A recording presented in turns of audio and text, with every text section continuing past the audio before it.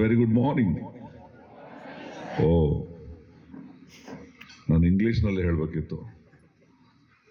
Thank you. ಈ ದಿನದ ಸುಂದರ ಸಮಾರಂಭದ ಅಧ್ಯಕ್ಷತೆಯನ್ನು ವಹಿಸಿರುವಂತಹ ಈ ಶಿಕ್ಷಣ ಸಂಸ್ಥೆಯ ಕಾರ್ಯದರ್ಶಿಗಳು ಆಗಿರುವಂತಹ ಡಾಕ್ಟರ್ ವಿನಾಯಕ್ ಅವರೇ, ಹಾಗೆ ಈ ಶಿಕ್ಷಣ ಸಂಸ್ಥೆಯನ್ನು ನಡೆಸ್ತಾ ಇರುವಂತಹ ಆಡಳಿತ ಮಂಡಳಿಯ ಅಧ್ಯಕ್ಷರೇ ಹಾಗೂ ಪದಾಧಿಕಾರಿಗಳೇ, ಮಾಡೆಲ್ ಇಂಗ್ಲಿಷ್ ಸ್ಕೂಲ್ನ ವೃತ್ತಿ ಬಾಂಧವರೇ, ಶಿಕ್ಷಕ ಶಿಕ್ಷಕಿಯರೇ, ನನ್ನ ನೆಚ್ಚಿನ ವಿದ್ಯಾರ್ಥಿ ವಿದ್ಯಾರ್ಥಿನಿಯರೇ ಹಾಗೂ ಸಂಸ್ಥೆಯ ಬೆಳವಣಿಗೆಗೆ ಪೋಷಣೆಯನ್ನು ನೀಡ್ತಾ ಇರುವಂತಹ ಪೋಷಕರೇ,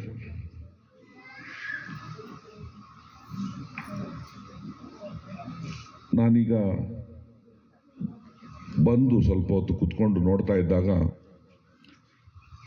9ನೇ ತರಗತಿಯ ಮಕ್ಕಳು ಸಂಭ್ರಮನ ಆಚರಿಸ್ತಾ ಇದ್ದದ್ದನ್ನು ನೋಡಿದೆ. ಸಹಜ,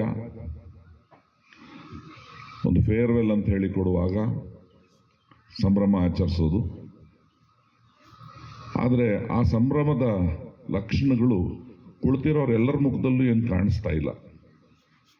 ಯಾಕೀಗೆ ಅಂತ ಹೇಳಿ ಸ್ವಲ್ಪ ಯೋಚನೆ ಮಾಡ್ತಾ ಡಾಕ್ಟರ್ ಜೊತೆ ಮಾತಾಡ್ತಿದ್ದಾಗ ಅವ್ರು ಹೇಳಿದರು, ಇಲ್ಲಿ 9th ಸ್ಟ್ಯಾಂಡರ್ಡ್ ಮಕ್ಕಳು 10th ಸ್ಟ್ಯಾಂಡರ್ಡ್ ಮಕ್ಕಳಿಗೆ ಫೇರ್ವೆಲ್ ಕೊಡ್ತಾ ಇದ್ದಾರೆ. ಹಾಗೆ 10th ಸ್ಟ್ಯಾಂಡರ್ಡ್ ಮಕ್ಕಳು ಮತ್ತು ಅವರ ಪೋಷಕರು ಬಂದಿದ್ದಾರೆ. 21ನೇ ತಾರೀಕಿಂದ ಅವರಿಗೆ ಪರೀಕ್ಷೆ ಪ್ರಾರಂಭ ಆಗಲಿಕ್ಕಿದೆ. ಆ ಕುರಿತ ಹಾಗೆ ಒಂದಿಷ್ಟು ಅವರಿಗೆ ನೀವು ಮಾತಾಡಲಿಕ್ಕಿದೆ, ಹಾಗಾಗಿ ಅವ್ರು ಬಂದು ಕೂತ್ಕೊಂಡಿದ್ದಾರೆ ಅಂತ.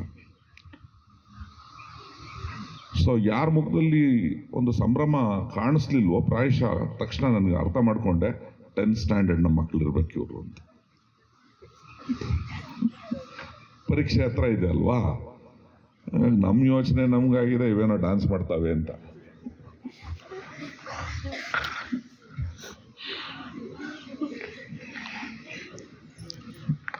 ನೋಡಿ,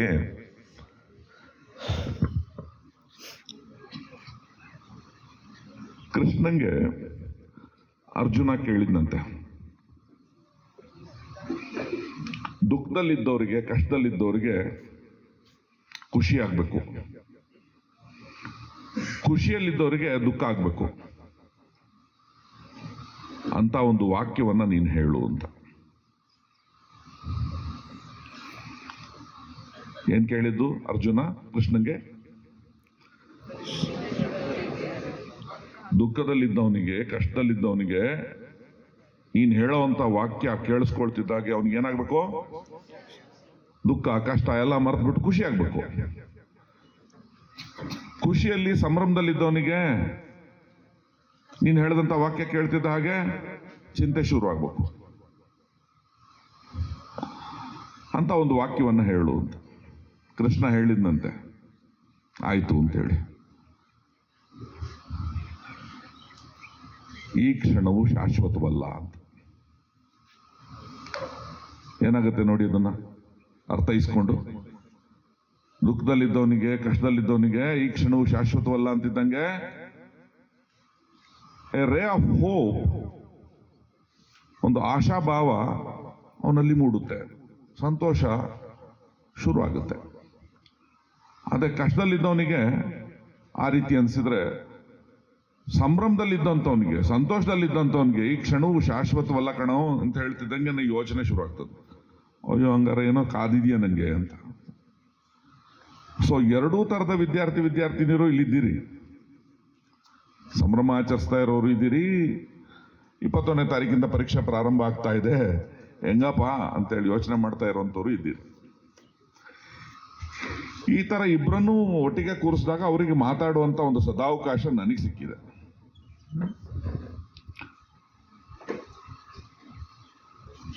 ವೆಲ್,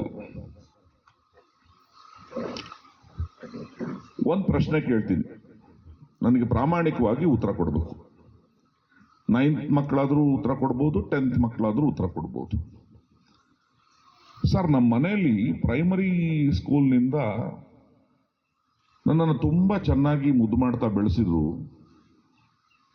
ಈಗ 10th ಬರ್ತಾ ಇದ್ದೀನಿ ಅಂತಿದ್ದ ಹಾಗೆ, ಅಥವಾ 10th ಬರ್ತಿದ್ದೀನಿ ಅಂತಿದ್ದ ಹಾಗೆ, ಅಥವಾ 10th ಬಂದೆ ಅಂತಿದ್ದ ಹಾಗೆ ಸಿಕ್ಕಾಪಟ್ಟೆ ಪ್ರೆಷರ್ ಆಗ್ತಾವ್ರೆ. ಓದು ಓದು ಓದು ಓದು 625 625 625 ಅಂತ. ಎಷ್ಟು ಜನಕ್ಕೆ ಅನ್ಸುತ್ತೆ ಈ ರೀತಿ? Please raise hand. ಕೆಲವರು ಮಾತ್ರ ಪ್ರಾಮಾಣಿಕರಿದ್ದೀರಿ, ಹಂಗಾಗಿ ಮಳೆ ಬೆಳೆ ಆಯ್ತದೆ.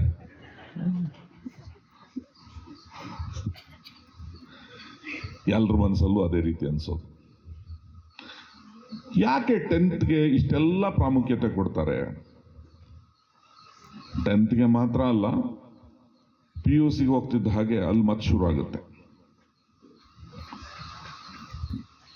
10th ಅಲ್ಲಿ ಬರೀ ಬೋರ್ಡ್ ಎಕ್ಸಾಮಿನೇಷನ್ ಮಾತ್ರ. ಬಟ್ 10th ಮುಗಿಸಿ ನೀವು PUCಲಿ ಪ್ರೊಫೆಷನಲ್ ಕೋರ್ಸ್ಗಳಿಗೆ ಹೋಗಬೇಕು. ಮುಂದೆ ನಾನು ವೈದ್ಯನಾಗಬೇಕು, ಇಂಜಿನಿಯರ್ ಆಗಬೇಕು, ಫಾರ್ಮ್ ಸೈನ್ಸಸ್ ಕಡೆಗೆ ಹೋಗಬೇಕು, ದೊಡ್ಡ ಸಾಧನೆನ ಮಾಡಬೇಕು ಅಂತ ಹೊರಟವ್ರು ಯೂಶಲಿ ವಿಜ್ಞಾನ ವಿಭಾಗವನ್ನು ಆಯ್ಕೆ ಮಾಡ್ಕೊಳ್ತಾರೆ, ಸೈನ್ಸ್ನ ಆಯ್ಕೆ ಮಾಡ್ಕೊಳ್ತಾರೆ. ಹಾಗೆ ಸೈನ್ಸ್ನ ಆಯ್ಕೆ ಮಾಡ್ಕೊಂಡವರಿಗೆ ಬರೀ ಸೆಕೆಂಡ್ PUC ಬೋರ್ಡ್ ಎಕ್ಸಾಮಿನೇಷನ್ ಒಂದೇ ಅಲ್ಲ, ಆನಂತರ ನಡೆಯುವಂತಹ ಎಂಟ್ರೆನ್ಸ್ ಎಕ್ಸಾಮ್ಸ್ಗಳು, JEE mains, JEE advanced, NEET, CET, ಈ ತರದ ಪರೀಕ್ಷೆಗಳನ್ನ ಎದುರಿಸುವಂತಹ ಸಂದರ್ಭನೂ ಬರುತ್ತೆ. ಆ ಒತ್ತಡ ಇನ್ನೂ ಜಾಸ್ತಿ ಆಗುತ್ತೆ, ನಿರೀಕ್ಷೆಗಳು ಇನ್ನೂ ಜಾಸ್ತಿ ಆಗ್ತಾ ಹೋಗ್ತವೆ. ಯಾಕೆ ಹೀಗೆ ಅನ್ನೋದನ್ನ ಸ್ವಲ್ಪ ಅರ್ಥ ಮಾಡ್ಕೊಳ್ಳೋಣ. ಮತ್ತೆ ಹೇಗೆ ಇದನ್ನ ನಿರ್ವಹಣೆ ಮಾಡೋದು, ಇಂಥ ಒತ್ತಡನ ಹೇಗೆ ನಿರ್ವಹಣೆ ಮಾಡೋದು ಅನ್ನೋದನ್ನು ಸ್ವಲ್ಪ ನೋಡೋಣ. ನಾನು ಬೇರೆ ಬೇರೆ ವಿಷಯಗಳ ಬಗ್ಗೆ ನಿಮ್ಮ ಜೊತೆ ಒಂದಿಷ್ಟು ಮಾತಾಡ್ತಾ ಹೋಗ್ತೀನಿ. ಹಾಗೆ ಕೆಲವು ಟಿಪ್ಸ್ಗಳನ್ನು ಕೊಡ್ತೀನಿ ನಿಮಗೆ. 10th ಸ್ಟ್ಯಾಂಡರ್ಡ್ ಬೋರ್ಡ್ ಎಕ್ಸಾಮಿನೇಷನ್ಗೆ ಹೊರಟಿರುವಂಥವ್ರಿಗೆ ಟಿಪ್ಸ್, ಮತ್ತು 9th ಇಂದ 10th ಬರ್ತಾ ಇರೋಂಥವ್ರಿಗೂ ಕೆಲವು ಟಿಪ್ಸ್ನ ಕೊಡ್ತೀನಿ. I can assure you, 10th board ಎಕ್ಸಾಮಿನೇಷನ್ಗೆ ಬರೀಲಿಕ್ಕೆ ಹೊರಟಿರುವಂಥವ್ರಿಗೆ ಒಂದು ಅಶ್ಯೂರೆನ್ಸ್ ಕೊಡಬಲ್ಲೆ. ನಾನು ಕೊಡುವಂಥ ಟಿಪ್ಸ್ನ ನೀವು ಯಾವುದೇ ತರಹದ ಪೂರ್ವಾಗ್ರಹ ಪೀಡಿತರಾಗದೆ ಅದನ್ನ ಹಾಗೆ ಸ್ವೀಕಾರ ಮಾಡಿಬಿಟ್ಟು ಅದನ್ನ ಹಾಗೆ ಇಂಪ್ಲಿಮೆಂಟ್ ಮಾಡಿದ್ರೆ ಆ ಮಿನಿಮಮ್ ಆಫ್ 5 to 10% ನಿಮ್ಮ ರಿಸಲ್ಟ್ನಲ್ಲಿ ಇಂಪ್ರೂವ್ಮೆಂಟ್ ಇರ್ತದೆ. ಏನೋ ಒಂದಿಷ್ಟು ತಯಾರಿ ಮಾಡಿದಿರಲ್ವಾ, ಚಾರ್ಜ್ ಆಗಿದ್ದೀರಿ, ಟರ್ಬೋ ಚಾರ್ಜ್ ಆಗ್ತೀರಿ, ಆ ರೀತಿಯಾದಂಥ ಒಂದು ರಿಸಲ್ಟ್ಸ್ನ ನಾವು ಎಕ್ಸ್ಪೆಕ್ಟ್ ಮಾಡ್ಬೋದು. ಸೊ ಆ ವಿಷಯದ ಬಗ್ಗೆನೂ ಬರ್ತೀನಿ ಆಮೇಲೆ. 10th ಯಾಕೆ ಈ ರೀತಿ ಪ್ರಾಮುಖ್ಯತೆ? ಇಲ್ಲಿಂದ ಮುಂದಕ್ಕೆ 10th ಮುಗಿಸಿದ ನಂತರ ನೀವು ಯಾವುದೇ ವಿಭಾಗವನ್ನು ಆಯ್ಕೆ ಮಾಡ್ಕೊಳ್ಳಿ, ಆ ನಂತರ ಫರ್ದರ್ ಹೈಯರ್ ಸ್ಟಡೀಸ್ಗೆ ಇನ್ನೆಲ್ಲೋ ಹೋಗಿ ಏನೇ ಮಾಡಿ, ಎಲ್ಲೇ ಹೋದ್ರೂ ನಿಮ್ಮ 10th ಮಾರ್ಕ್ಸ್ ಕಾರ್ಡ್ ಬಹಳ ಮುಖ್ಯ ಆಗುತ್ತೆ. ಈ ವೋಡಾಫೋನ್ ಒಂದು ಅಡ್ವರ್ಟೈಸ್ಮೆಂಟ್ ಇತ್ತು, wherever you go the network follows ಅಂತೇಳಿ. ಹಾಗೆ ನೀ ಎಲ್ಲೇ ಹೋಗು, ಬೆಂಬಿಡದೆ ನಿನ್ನ ಹಿಂದೆ ಬರುವಂಥದ್ದು ನಿನ್ನ 10th ಮಾರ್ಕ್ಸ್ ಕಾರ್ಡ್. ಆ 10th ಮಾರ್ಕ್ಸ್ ಕಾರ್ಡ್ ಹೇಗಿರ್ಬೇಕು? ತುಂಬಾ ಚೆನ್ನಾಗಿರ್ಬೇಕು. ಹಾಗಾಗಿ ಪೋಷಕರ ಒಂದು ಆಶಯ ಆಗಿರುತ್ತೆ ಮತ್ತು ನಿಮ್ಮ ಟೀಚರ್ಸ್ಗಳ ಕಠಿಣ ಪರಿಶ್ರಮ ನಿಮ್ಮ ಸಾಧನೆಯ ಹಿಂದೆ ಇರುತ್ತೆ. ತುಂಬಾ ಚೆನ್ನಾಗಿ ಸ್ಕೋರ್ ಮಾಡಿ, ತುಂಬಾ ಒಳ್ಳೇದಾಗಲಿ ನಮ್ಮ ಮಕ್ಕಳಿಗೆ ಅಂತೇಳಿ. ವೆಲ್,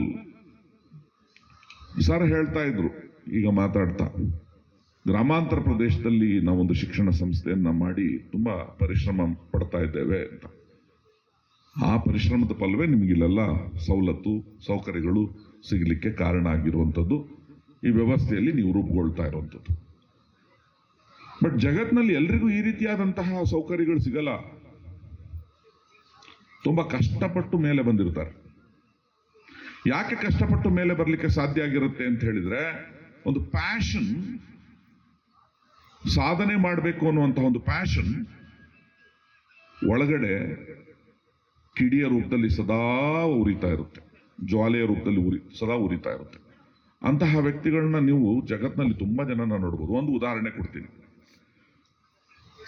ಈ ಉದಾಹರಣೆನ ಒಂದು ಕ್ವಿಜ್ ರೂಪದಲ್ಲಿ ನಡೆಸೋಣಪ್ಪ, ಕೇಳೋಣ. ನಾನು ಪ್ರಶ್ನೆ ಕೇಳ್ತೀನಿ, ಹಿಂಟ್ಸ್ ಕೊಡ್ತಾ ಸರಿಯಾಗಿ ಉತ್ತರ ಕೊಟ್ರೆ ಕ್ವಿಜ್ ಅಲ್ವಾ, ಒಂದು ಬಹುಮಾನ ಕೊಡ್ಬೇಕು. 2,000 ರೂಪಾಯಿ ಕ್ಯಾಶ್ ಪ್ರೈಸ್. ಕ್ವಿಜ್ ರೂಪದಲ್ಲಿ ಪ್ರಶ್ನೆ ಕೇಳ್ತಾ ಇದ್ದೀನಿ, ಹಿಂಟ್ಸ್ ಕೊಟ್ಟು ಕೇಳ್ತಾ ಇದ್ದೀನಿ. ಆ ಪ್ರಶ್ನೆಗೆ ಸರಿಯಾದಂತ ಉತ್ತರ ಕೊಟ್ರೆ 2,000 ರೂಪಾಯಿ ಕ್ಯಾಶ್ ಪ್ರೈಸ್. ಯಾವ ಉದಾಹರಣೆ ಇದು? ನಿಮ್ಮ ಜೀವನಕ್ಕೆ ಪ್ರೇರಣೆ ಆಗಬಲ್ಲಂತ ಉದಾಹರಣೆ, ಅಂತ ವ್ಯಕ್ತಿಯೊಬ್ಬಳ ಉದಾಹರಣೆ. ಸರಿಯಾಗಿ ಉತ್ತರ ಕೊಡ್ಲಿಲ್ಲ, 500 ರೂಪಾಯಿ ನಂಗೆ ಕೊಡ್ಬೇಕು. ಮತ್ತೆ ಸುಮ್ಮನೆ ಹೋಗ್ಬಾರ್ದಲ್ಲ, ನಾನು ಬಂದಲ್ಲಿ ಒಂಚೂರು ದುಡಿಮೆ ಮಾಡ್ಕೊಂಡು ಹೋಗ್ಬೇಕು. ಅದಲ್ಲ, ನಾನು ವಿಜ್ಞಾನಿಯೊಬ್ಬರ ಬಗ್ಗೆ ಕೇಳ್ತಾ ಇದ್ದೀನಿ. ಸೊ ಮೊದಲನೇ ಹಿಂಟ್ ಯಾರಿಗೆ? ವಿಜ್ಞಾನಿ. ಈಕೆ ಹೆಸರು ಮಾರಿಯಾ ಸೊಲೋಮಿಯಾ ಸ್ಕೊಡೌಸ್ಕಾ. ಮಾರಿಯಾ ಸೊಲೋಮಿಯಾ ಸ್ಕೊಡೌಸ್ಕಾ ಕೇಳಿರ್ತೀರಿ ಈಕೆ ಹೆಸರನ್ನ. ಈಕೆ ಪಾಪ್ಯುಲರ್ ಆದಂತ ಹೆಸರು ಹೇಳ್ತಿದ್ದಂಗೆ ಅಯ್ಯೋ ಅಂತೀರಿ. ಕಡು ಬಡತನದಲ್ಲಿ ಹುಟ್ಟಿದ್ಲು. ಎಷ್ಟು ಕಡು ಬಡತನ ಅಂತ ಹೇಳಿದ್ರೆ, ಒಂದೊತ್ತಿನ ಊಟಕ್ಕೂ ಕಷ್ಟ ಇತ್ತು. ಮೊದಲನೇ ಮಹಾಯುದ್ಧದ ಸಮಯದಲ್ಲಿ ಪೋಲ್ಯಾಂಡ್ನಲ್ಲಿ ಹುಟ್ಟಿದಂತ ಈಕೆ ತನ್ನ ವಿದ್ಯಾಭ್ಯಾಸಕ್ಕೋಸ್ಕರ ಯಾವಾಗಲೂ ತುಡಿತಾನ ಹೊಂದಿದ್ಲು. ಆದ್ರೆ ಬಹಳ ಜನ ಹೆಣ್ಮಕ್ಳು ಅವರಪ್ಪ ಅಮ್ಮಗೆ, ಇವಳು ಕೊನೆಯವಳು, ತನ್ನ ಅಕ್ಕಂದ್ರಿಗೆ ಒಳ್ಳೆ ವಿದ್ಯಾಭ್ಯಾಸ ಸಿಗಲಿ ಅಂತ ಹೇಳಿ ಇವಳು ದುಡಿತಾ ತನ್ನ ಅಕ್ಕಂದ್ರನ್ನ ಫ್ರಾನ್ಸ್ಗೆ ಕಳಿಸ್ಕೊಟ್ಲು ಆ ದಿನಗಳಲ್ಲೇನೆ. ನಂತರದಲ್ಲಿ ಒಂದು ಹಂತದಲ್ಲಿ ಅವರ ಅಕ್ಕ ಅಂದ್ರು ಚೆನ್ನಾಗಿ ಫ್ರಾನ್ಸ್ನಲ್ಲಿ ವಿದ್ಯಾಭ್ಯಾಸವನ್ನು ಮಾಡಿ ಅಲ್ಲಿ ದುಡಿಮೆನ ಪ್ರಾರಂಭ ಮಾಡ್ತಿದ್ದ ಹಾಗೆ ಇವಳು ಫ್ರಾನ್ಸ್ಗೆ ಹೊರಟು ಬಂದ್ಲು. ಫ್ರಾನ್ಸ್ಗೆ ಹೊರಟು ಬಂದಾಗ ಅಂತಹ ಒಂದು ಆರ್ಥಿಕ ಬೆಂಬಲ ಆಕೆಗೆ ಸಿಗಲಿಲ್ಲ. ಅಲ್ಲೂ ಕಷ್ಟಪಟ್ಟು ಓದ್ತಾ ವಿಜ್ಞಾನದಲ್ಲಿ ಆಸಕ್ತಿನ ಹೊಂದಿ ವ್ಯಕ್ತಿಯೊಬ್ಬನನ್ನ ಮದುವೆ ಆದ್ಲು. ಸಂಶೋಧಕಿಯಾಗಿ ಮುಂದುವರಿತಾ ಹೋದ್ಲು. ಗುರ್ತಿಡಿಬಹುದಾ ಆಕೆ ಯಾರು ಅಂತೇಳಿ? ಸಂಶೋಧಕಿಯಾಗಿ ಮುಂದುವರೆದಂತ ಪೋಲ್ಯಾಂಡ್ನ ಯುವತಿ ಫ್ರಾನ್ಸ್ನ ವ್ಯಕ್ತಿಯನ್ನ ಮದುವೆ ಆಗಿದ್ಲು, ಫ್ರೆಂಚ್ನ ಮದುವೆ ಆಗಿದ್ಲು, ನೋಬೆಲ್ ಪ್ರಶಸ್ತಿನ ಪಡ್ಕೊಂಡ್ಲು. ಯಾರಿರ್ಬೋದು? Madam Curie. Absolutely right, Marie Curie. ಒಂದು ನೋಬೆಲ್ ಅಲ್ಲ, ಎಷ್ಟು ನೋಬೆಲ್? 2 ನೋಬೆಲ್ ಪ್ರಶಸ್ತಿ. ಇತಿಹಾಸನ ಸೃಷ್ಟಿ ಮಾಡಿದಂತಹ ವಿಜ್ಞಾನಿ ಈಕೆ. ಒಂದು ಬಾರಿ ನೋಬೆಲ್ ಪ್ರಶಸ್ತಿ ಬರೋದೇ ತುಂಬಾ ಒಂದು ಸಾಧನೆ, ದೊಡ್ಡ ಸಾಧನೆ. ಅಂಥದ್ರಲ್ಲಿ ಕೆಮಿಸ್ಟ್ರಿಯಲ್ಲಿ ಒಂದು ಬಾರಿ, ಫಿಸಿಕ್ಸ್ ನಲ್ಲಿ ಒಂದು ಬಾರಿ, 2 ಬಾರಿ ನೋಬೆಲ್ ಪ್ರಶಸ್ತಿನ ಪಡ್ಕೊಂಡ್ಲು. ರೇಡಿಯೋ ಆಕ್ಟಿವಿಟಿಯ ಮೇಲೆ ವರ್ಕ್ ಮಾಡ್ತಾ ಪೊಲೋನಿಯಂನ ಪತ್ತೆ ಮಾಡಿದ್ಲು, ರೇಡಿಯಂನ ಪತ್ತೆ ಮಾಡಿದ್ಲು. ಅವಳ ಜೀವನದ ಕಥೆಯನ್ನು ಓದಿ ದೊಡ್ಡ ಪ್ರೇರಣೆ ಆಗ್ತದೆ ನಿಮಗೆ. ಅವಳ ಜೀವನದ ಕಥೆಯನ್ನು ಓದಿ. ಪಿಚ್ಬ್ಲೆಂಡೆ ಎನ್ನುವಂತಹ ಅದಿರನ್ನ, ರೇಡಿಯಂನ ಎಕ್ಸ್ಟ್ರಾಕ್ಟ್ ಮಾಡಲಿಕ್ಕೆ ಬಳಸುವಂತಹ ಪಿಚ್ಬ್ಲೆಂಡೆನ ಪ್ರಾಸೆಸ್ ಮಾಡ್ತಾ ಕ್ಯಾನ್ಸರ್ಗೆ ಬಲಿಯಾಗ್ತಾಳೆ ಆಕೆ. ಅಂತಹ ಮಹನೀಯರ ಸಾಧನೆಯನ್ನ ನಾವು ನೋಡ್ತಾ ಹೋದಾಗ ಅವ್ರಿಗೆ ಯಾವ ಸೌಕರ್ಯನೂ ಸಿಕ್ಕಿರಲಿಲ್ಲ. ಸೌಕರ್ಯ ಇಲ್ಲದೆ ಇದ್ರು ಸಹ ದೊಡ್ಡ ಸಾಧನೆಯನ್ನು ಮಾಡಿದ್ರು. ಹಾಗಾಗಿ ಎಲ್ಲಾ ಸವಲತ್ತುಗಳನ್ನ ಕೊಟ್ಟಿರುವಂತಹ ನಿಮಗೆ ನಿಮ್ಮ ಪೋಷಕರು ಒಂದು ಸಾಧನೆ ಮಾಡಲಿ ಅಂತ ನಿರೀಕ್ಷಿಸೋದ್ರಲ್ಲಿ ಏನಾದ್ರು ತಪ್ಪಿದೆಯಾ? ಖಂಡಿತ ತಪ್ಪಿಲ್ಲ. ಹೌದು, ಪ್ರತಿಭೆಗಳು ಹಲವು ಮುಖಗಳನ್ನ ಹೊಂದಿರ್ತವೆ. ಬರೀ ಮಾರ್ಕ್ಸ್ ತೆಗೆಯದೇ ಒಂದು ಪ್ರತಿಭೆ ಅಂತ ಹೇಳಿ ನಾನು ಖಂಡಿತ ಭಾವಿಸೋದಿಲ್ಲ. ಜೀವನದಲ್ಲಿ ಸಾಧನೆ ಮಾಡಲಿಕ್ಕೆ ಹಲವಾರು ಕ್ಷೇತ್ರಗಳಿವೆ. ಇವತ್ತಂತೂ ಆಪರ್ಚುನಿಟೀಸ್ ಸಮುದ್ರದಷ್ಟು. ಆದರೆ ಹಿಡಿದ ಕೆಲಸವನ್ನ ತುಂಬಾ ಯಶಸ್ವಿಯಾಗಿ ಮಾಡಬೇಕಾಗಿದೆಯಲ್ಲ. 10th ನಲ್ಲಿ ಇದ್ದೀರಲ್ವಾ, 10th ಅಲ್ಲಿ ನಿಮ್ಮ ಸಾಧನೆ ಏನು ಅನ್ನೋದನ್ನ ಗುರುತಿಸೋದು ಯಾವ್ದ್ರ ಮೂಲಕ? ನಿಮ್ಮ 10th ನ ಮಾರ್ಕ್ಸ್ ನ ಮೂಲಕ. ಹಾಗಾಗಿ ತುಂಬಾ ಒಳ್ಳೆ ಸಾಧನೆ ಮಾಡಿ ಅಂತ ಹೇಳಿ 10th ಅಲ್ಲಿ ಎಲ್ಲರೂ ಬಯಸ್ತಾ ಇರುವಂಥದ್ದು. ವೆಲ್, 10th ಬೋರ್ಡ್ ಎಕ್ಸಾಮಿನೇಷನ್ 21ನೇ ತಾರೀಕಿಂದ ಪ್ರಾರಂಭ ಆಗ್ಲಿಕ್ಕಿದೆ, ಹೋಗ್ತಿದ್ದೀರಿ. ಆ ಪರೀಕ್ಷೆಯಲ್ಲಿ ಕೆಲವು ಕ್ರಮಗಳನ್ನ ನೀವು ತಗೊಂಡ್ರೆ ತುಂಬಾ ಒಳ್ಳೆ ಸಾಧನೆನ ಮಾಡಲಿಕ್ಕೆ ಸಾಧ್ಯ ಇದೆ, ತುಂಬಾ ಹೆಚ್ಚು ಸ್ಕೋರ್ ಮಾಡಲಿಕ್ಕೆ ಸಾಧ್ಯ ಇದೆ. 625ಗೆ 625 ಸ್ಕೋರ್ ಮಾಡುವಂಥದ್ದು ಐಡಿಯಲ್ ಆದಂತಹ ಗುರಿ. ಆ ಸಾಧನೆ ಖಂಡಿತವಾಗ್ಲೂ ಮಾಡಲಿಕ್ಕೆ ಸಾಧ್ಯ ಇದೆ. ಆದರೆ ಅಕಸ್ಮಾತ್ ಏನಾದರೂ 625ಕ್ಕೆ 625 ಬರದೆ ಅಂಕಗಳೇನಾದ್ರು ಕಡಿಮೆ ಆದರೆ ಅದು ತುಂಬಾ ತಲೆಬಿಸಿ ಮಾಡ್ಕೊಳ್ಳೋ ಅಗತ್ಯ ಇಲ್ಲ. ಪ್ರಯತ್ನ ನಮ್ದಿರ್ಬೇಕು, ಫಲದ ಬಗ್ಗೆ ಯೋಚನೆ ಮಾಡಬಾರ್ದು. ಹಾಗಾಗಿ ಏನೆಲ್ಲ ಮಾಡಬೇಕಾಗುತ್ತೆ? ಚೆನ್ನಾಗಿ ಸ್ಕೋರ್ ಮಾಡಬೇಕು ಅಂದ್ರೆ ಏನೆಲ್ಲ ಮಾಡಬೇಕಾಗುತ್ತೆ ಸ್ವಲ್ಪ ನೋಡೋಣ ಅಂತ. ಇದು 9th ಅಲ್ಲಿ ಓದ್ತಾ ಇರುವಂತ ಮಕ್ಕಳಿಗೂ ಒಂದು ಟಿಪ್ಸ್. ಮೊದಲನೇದಾಗಿ ಸಂಕಲ್ಪ ಮಾಡ್ಕೋಬೇಕಾಗುತ್ತೆ ನಾವು. Yes, I am going to do it. ನನಗೆ ತುಂಬಾ ಇಷ್ಟ ಆಗುವಂತಹ ಒಂದು ಟ್ಯಾಗ್ ಲೈನ್ ಅಂತ ಹೇಳಿದ್ರೆ ನೈಕಿ ಎನ್ನುವಂತಹ ಒಂದು ಕಂಪನಿ ಇದೆ, ಕೇಳಿದ್ದೀರಾ? ಅಡಿಡಾಸ್, ನೈಕಿ ಏನ್ ಕಂಪನಿ ಅದು? ಶೂಸು, ಸ್ಪೋರ್ಟ್ಸ್ ವೇರು ಇದೆಲ್ಲವನ್ನು ತಯಾರು ಮಾಡಿ ಮಾರುಕಟ್ಟೆಗೆ ಬಿಡುಗಡೆ ಮಾಡ್ತಾ ಇರುವಂತಹ ಕಂಪನಿ, ಮಾರಾಟ ಮಾಡುವಂತಹ ಕಂಪನಿ. ಆ ನೈಕಿ ಕಂಪನಿಯ ಟ್ಯಾಗ್ ಲೈನ್ ನೋಡಿದ್ದೀರಾ? ನೈಕಿ ಅಂತ ಇದ್ಬಿಟ್ಟು ಕೆಳಗಡೆ ಒಂದು ವಾಕ್ಯ ಇರುತ್ತೆ, ಸರಳವಾದಂತ ವಾಕ್ಯ. ಅದು ಏನದು ಸರಳವಾದಂತ ವಾಕ್ಯ? Just do it. Just do it. So ಸಾಧನೆ ಮಾಡಬೇಕು ಅಂದ್ರೆ ಏನ್ ಮಾಡಬೇಕು? ಉಳಿದಿದೆಲ್ಲ ಯೋಚನೆ ಮಾಡೋದಲ್ಲ, you need to do it ಅಷ್ಟೇ. Just do it. ಫೈನ್. ನಾಳೆ ಮಾಡ್ತೀನಿ, ನಾಡ್ದು ಓದ್ತೀನಿ, ಪರೀಕ್ಷೆ ಹಿಂದಿನ ದಿವಸ ರಾತ್ರೆಲ್ಲ ನಿದ್ದೆಗೆಟ್ಟು ಓದ್ತೀನಿ. ನೋ. ಎಸ್ಪೆಷಲಿ 10th ಅಲ್ಲಿರುವಂತಹ ಮಕ್ಕಳಿಗಿಂತ 9th ಅಲ್ಲಿರುವಂತಹ ಮಕ್ಕಳಿಗೊಂದು ಸೂಕ್ತವಾದಂತಹ ಸಮಯ ಈ ಮಾತನ್ನ ನಾನು ಹೇಳಲಿಕ್ಕೆ ಅಂತೇಳಿ ಅಂದ್ಕೊಳ್ತೀನಿ. ಉದ್ದಕ್ಕೂ ಹೇಳ್ತಾ ಬಂದಿದ್ದೀರಲ್ವಾ, 8th ಅಲ್ಲಿರ್ತಾ ಎಕ್ಸಾಮ್ ಮುಗೀತು ಸಹ ಅದೇ ಮುಂದೂಡುವಂತಹ ಮನೋಸ್ಥಿತಿ. ಆ ಮುಂದೂಡುವಂತಹ ಮನೋಸ್ಥಿತಿಗೆ ಏನ್ ಹೇಳಿ ಕರೀತಾರೆ? ಪ್ರೋಕ್ರಾಸ್ಟಿನೇಷನ್. ಇವತ್ತು ಮಾಡೋದನ್ನ, ಈಗ ಮಾಡೋದನ್ನ, ಆ ಕ್ಷಣದಲ್ಲಿ ಮಾಡೋದನ್ನ ಮಾಡದೆ ನಾಳೆ ಮಾಡ್ತೀನಿ, ನಾಡಿದ್ ಮಾಡ್ತೀನಿ, ಇನ್ನೂ ಸಮಯ ಇದೆ ಅಂತ ಮುಂದೂಡ್ತಾ ಹೋಗುವಂತ ಪ್ರವೃತ್ತಿ ಇದೆಯಲ್ಲ, ಇದನ್ನ ಪ್ರೋಕ್ರಾಸ್ಟಿನೇಷನ್ ಅಂತ ಹೇಳಿ ಕರಿತೀವಿ. ಈ ಪ್ರೋಕ್ರಾಸ್ಟಿನೇಷನ್ ಮಾಡ್ತಾ ಮಾಡ್ತಾ ಮಾಡ್ತಾ ಮಾಡ್ತಾ ನಮ್ಗೆ ಏನಾಗುತ್ತೆ? ಅದೊಂದು ಹ್ಯಾಬಿಟ್ ಫಾರ್ಮೇಶನ್ ತರ ಆಗೋಗ್ಬಿಡುತ್ತೆ. ಹಾಗಾಗಿ 10th ಬಂದ ನಂತರ ಅದೇ ಸ್ಥಿತಿ. ಹಾಗಾದ್ರೆ ನಾನು ಸಾಧನೆ ಮಾಡ್ತೀನಿ, ಚೆನ್ನಾಗಿ ಸ್ಕೋರ್ ಮಾಡ್ತೀನಿ, ಚೆನ್ನಾಗಿ ಓದ್ತೀನಿ ಅಂತ ಹೇಳಿ ಹೇಳ್ತಾ ಬರ್ತಿದೆಯಲ್ಲ, ಅದು ಆಗೋದು ಯಾವಾಗ? ಗಾಡ್ ಆಫ್ ಕ್ರಿಕೆಟ್ ಅಂತ ಹೇಳಿ ಯಾರಿಗೆ ಕರೀತಾರೆ ನೋಡಿ? ಎಷ್ಟು ಚೆನ್ನಾಗಿ ಹೇಳ್ತಾ ಇದ್ರಿ. ಗಾಡ್ ಆಫ್ ಕ್ರಿಕೆಟ್ ಯಾರಿಗೆ ಕರೆಯೋದು? ಸಚಿನ್ ತೆಂಡೂಲ್ಕರ್ಗೆ. ಸಚಿನ್ ತೆಂಡೂಲ್ಕರ್ನ ಜೀವನದಲ್ಲಿ ಏನೆಲ್ಲ ನಡೆಯಿತು ಅನ್ನೋದು ಎಲ್ಲರೂ ಫಾಲೋ ಮಾಡಿರ್ತೀರಿ ಅಲ್ವಾ? 2007ರ Hyderabad one day international cricket India versus ಆಸ್ಟ್ರೇಲಿಯಾದ ಮ್ಯಾಚ್ ನಲ್ಲಿ ಏನಾಯ್ತು ಅನ್ನೋದೇನಾದ್ರು ಫಾಲೋ ಮಾಡಿದ್ದೀರಾ ಯಾವಾಗ್ಲಾರು? 2007ರ ಅಕ್ಟೋಬರ್ 7ನೇ ತಾರೀಕು ನಡೆದಂತಹ ಹೈದರಾಬಾದ್ನ ಒನ್ ಡೇ ಇಂಟರ್ನ್ಯಾಷನಲ್ ಮ್ಯಾಚ್ ನ ಬಗ್ಗೆ ಹೇಳ್ತಾ ಇದ್ದೀನಿ ನಾನು. ನೆನ್ಪಿಟ್ಕೊಂಡು ಹೇಳ್ತಾ ಇದ್ದೀನಿ ನೋಡಿ. ನಾನು ಏನಾಗುತ್ತೆ ಆ ಮ್ಯಾಚ್ ನಲ್ಲಿ?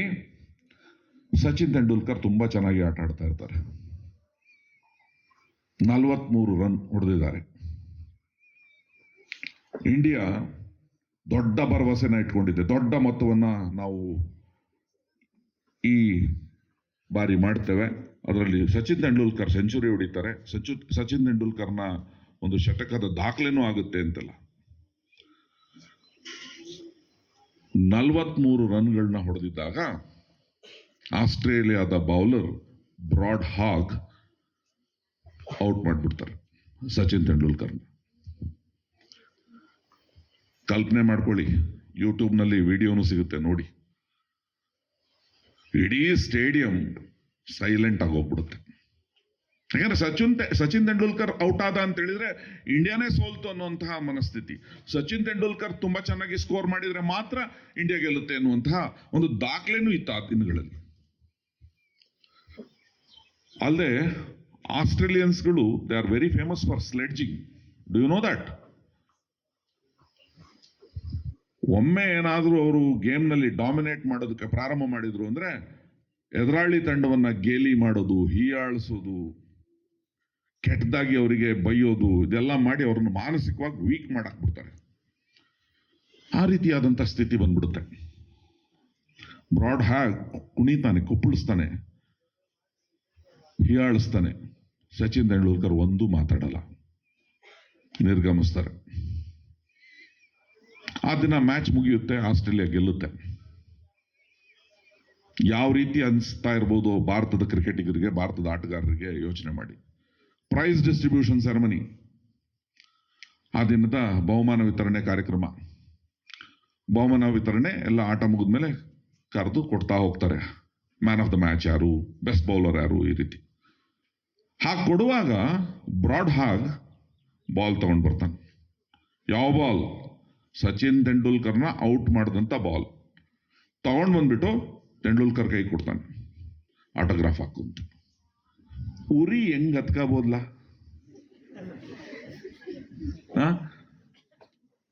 ಗಾಡ್ ಆಫ್ ಕ್ರಿಕೆಟ್ ಅಂತ ಹೇಳಿ ಕರ್ಸ್ಕೊಳ್ಳುವಂತ ಸಚಿನ್ ತೆಂಡೂಲ್ಕರ್ಗೆ ಇವನ್ ಯಾರೋ ಮಚ ಬಾಲ್ ತಂದು ಕೊಡ್ತಾನೆ, ಕೊಟ್ಬಿಟ್ಟು ಅದ್ರ ಮೇಲೆ ಆಟೋಗ್ರಾಫ್ ಹಾಕೊಡು ಅಂತಾನೆ. ಬಟ್ ನಮ್ಮ ತರ ಯೋಚನೆ ಮಾಡೋದೇ ಇಲ್ಲ. ನಾನು ಉರ್ಕೊಂಡು ಮಾತಾಡಿದೆ ನೋಡಿ, ಹಂಗ ಅನ್ಕೊಳ್ಳೋದೇ ಅಲ್ಲ ಸಚಿನ್ ತೆಂಡೂಲ್ಕರ್. ಆ ಕಾಮ್ನೆಸ್, ಮನಸ್ಥಿತಿ, ಸ್ಥಿರವಾದಂಥ ಮನಸ್ಥಿತಿ ನಮಗೆ ನಿಮಗೆ ಅನುಕರಣೀಯ, ಅನುಸರಣೀಯ. ಅದು ಆ ಬಾಲ್ನ ಇಸ್ಕೊಂಡ್ಬಿಟ್ಟು ಅದ್ರ ಮೇಲೆ ಬರೀತಾರೆ. ಏನಂತ ಬರೀತಾರೆ? This will never happen again, ಹಾಗಿ. ತೆಂಡೂಲ್ಕರ್ ಸೈನ್ ಮಾಡ್ತಾರೆ. ಏನಂತ ಬರೆದ್ರು? ಬ್ರಾಡ್ ಹಾಗ್ಗೆ ಹಾಗಿ ಅಂತ ಕರೀತಾ ಇರ್ತಾರೆ. This will never happen again, ಹಾಗಿ ಅಂತ ಬರೆದ್ಬಿಟ್ಟು ಸೈನ್ ಮಾಡ್ತಾರೆ. ಅಂದ್ರೆ ಇನ್ನೆಂದೆಂದು ಜನ್ಮದಲ್ಲಿ ನೀನು ನನ್ನ ವಿಕೆಟ್ ತಗೊಳಕ್ಕಾಗಲ್ಲ ಅಂತ ನಾವು ಹೇಳಿದೀವಲ್ವಾ? ಇಂಥದ್ದು ಬಹಳ ಸತಿ ಹೇಳಿದೀವಿ. ಅಪ್ಪಂಗೆ ಹೇಳಿದೀವಿ, ಅಮ್ಮಂಗೆ ಹೇಳಿದೀವಿ. ಮುಂದಿನ ಬಾರಿ ನೋಡು, ಇದೇ ಲಾಸ್ಟ್, ಹೆಂಗ್ ಓದ್ತೀನಿ ಅಂತೇಳಿ.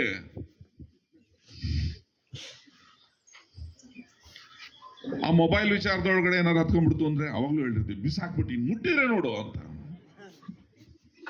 ಯಾವಾಗ ನೋಡಿದ್ರು ಮೊಬೈಲ್ ನೋಡ್ತೀಯ ಅಂತ ಬೈತೀಯ ನೀನು, ಇನ್ನು ಮುಟ್ಟಿದ್ರೆ ನೋಡು. ಆ ರೆಸೊಲ್ಯೂಷನ್ ಅಲ್ಲಿಗೆ ಬಿಟ್ಬಿಡ್ತೀವಿ. ಬಟ್ ತೆಂಡೂಲ್ಕರ್ ಆ ರೀತಿ ಬರೆದಂತಹ ದಿನದಿಂದ ನಂತರ ನಡೆದಂತ ಯಾವುದೇ ಮ್ಯಾಚ್ ನಲ್ಲಿ ಬ್ರಾಡ್ ಹಾಗ್ಗೆ ಔಟ್ ಆಗಲ್ಲ.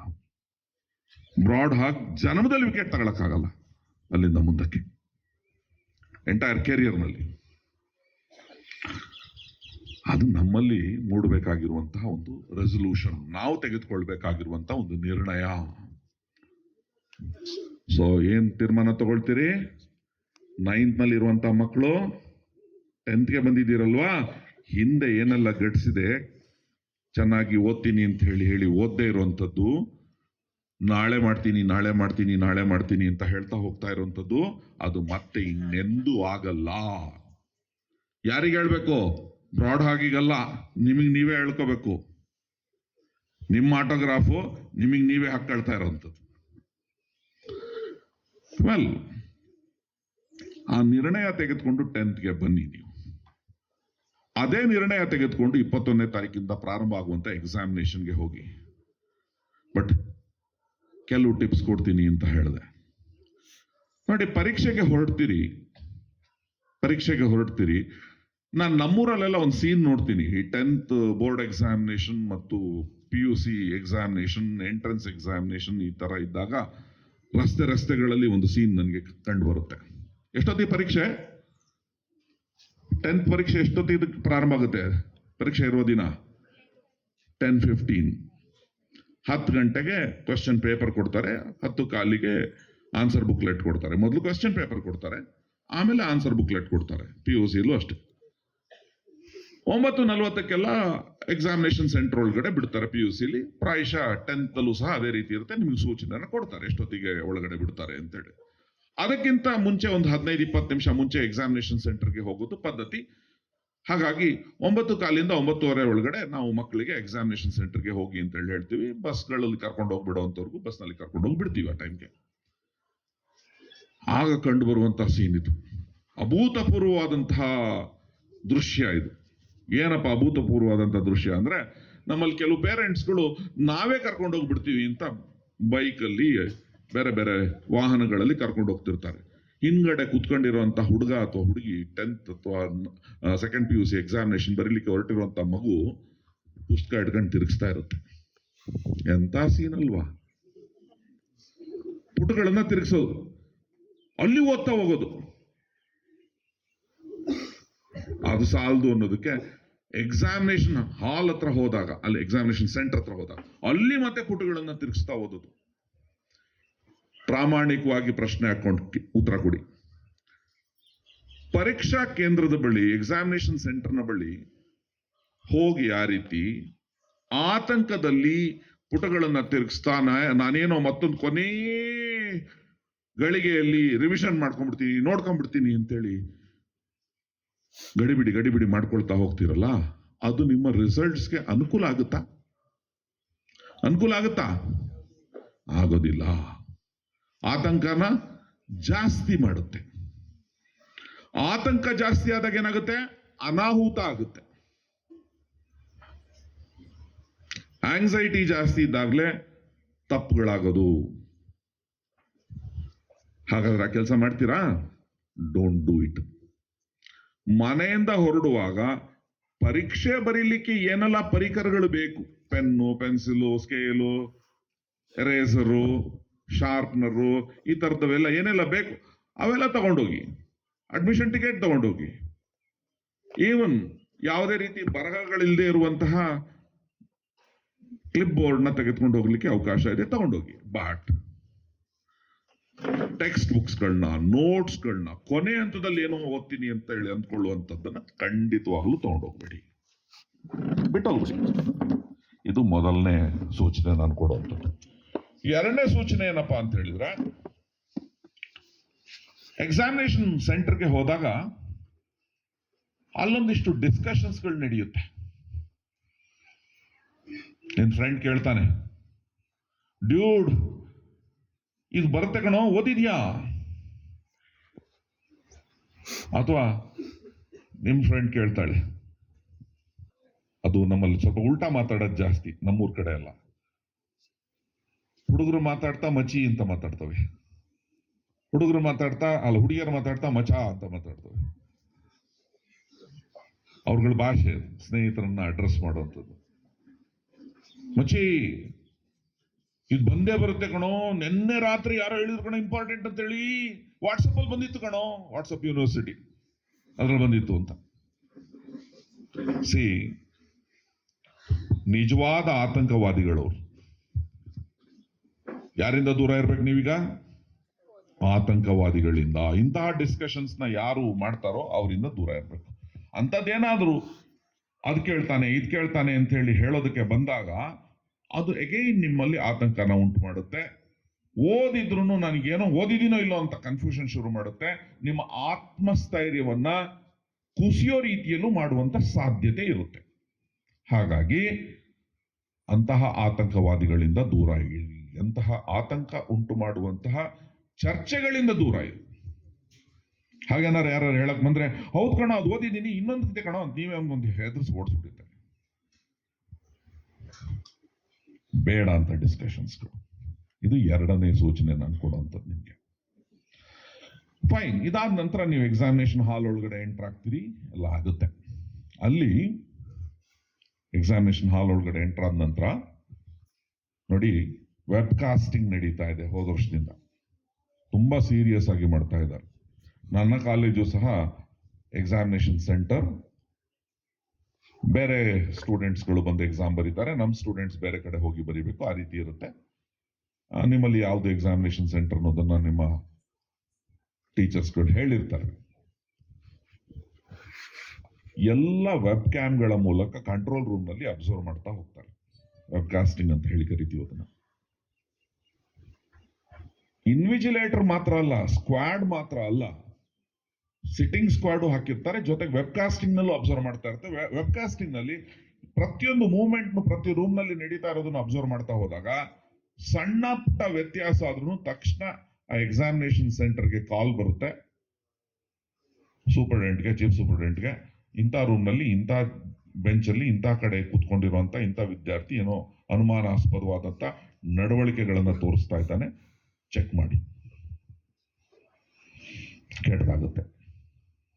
ಹಾಗಾಗಿ ಎಕ್ಸಾಮಿನೇಷನ್ ಸೆಂಟರ್ನೆಲ್ಲ ಒಳಗಡೆ ಹೋಗುವಾಗ, ಎಕ್ಸಾಮಿನೇಷನ್ ಹಾಲ್ ಒಳಗಡೆ ಹೋಗೋದಕ್ಕೂ ಮುಂಚೆನೆ ಒಂದ್ಸತಿ ನೀವು ಚೆಕ್ ಮಾಡ್ಕೊಂಬಿಡಿ. ಏನೋ ರಿವಿಷನ್ ಮಾಡ್ಲಿಕ್ಕೆ ಅಂತ ಹೇಳೋ ಮತ್ತೊಂದಕ್ಕೋ ನೀವೇನೋ ಬರೆದಿಟ್ಕೊಂಡಿರುವಂಥದ್ದು ನಿಮ್ ಜೊತೆ ಕ್ಯಾರಿ ಮಾಡಿಬಿಡ್ಬೋದು.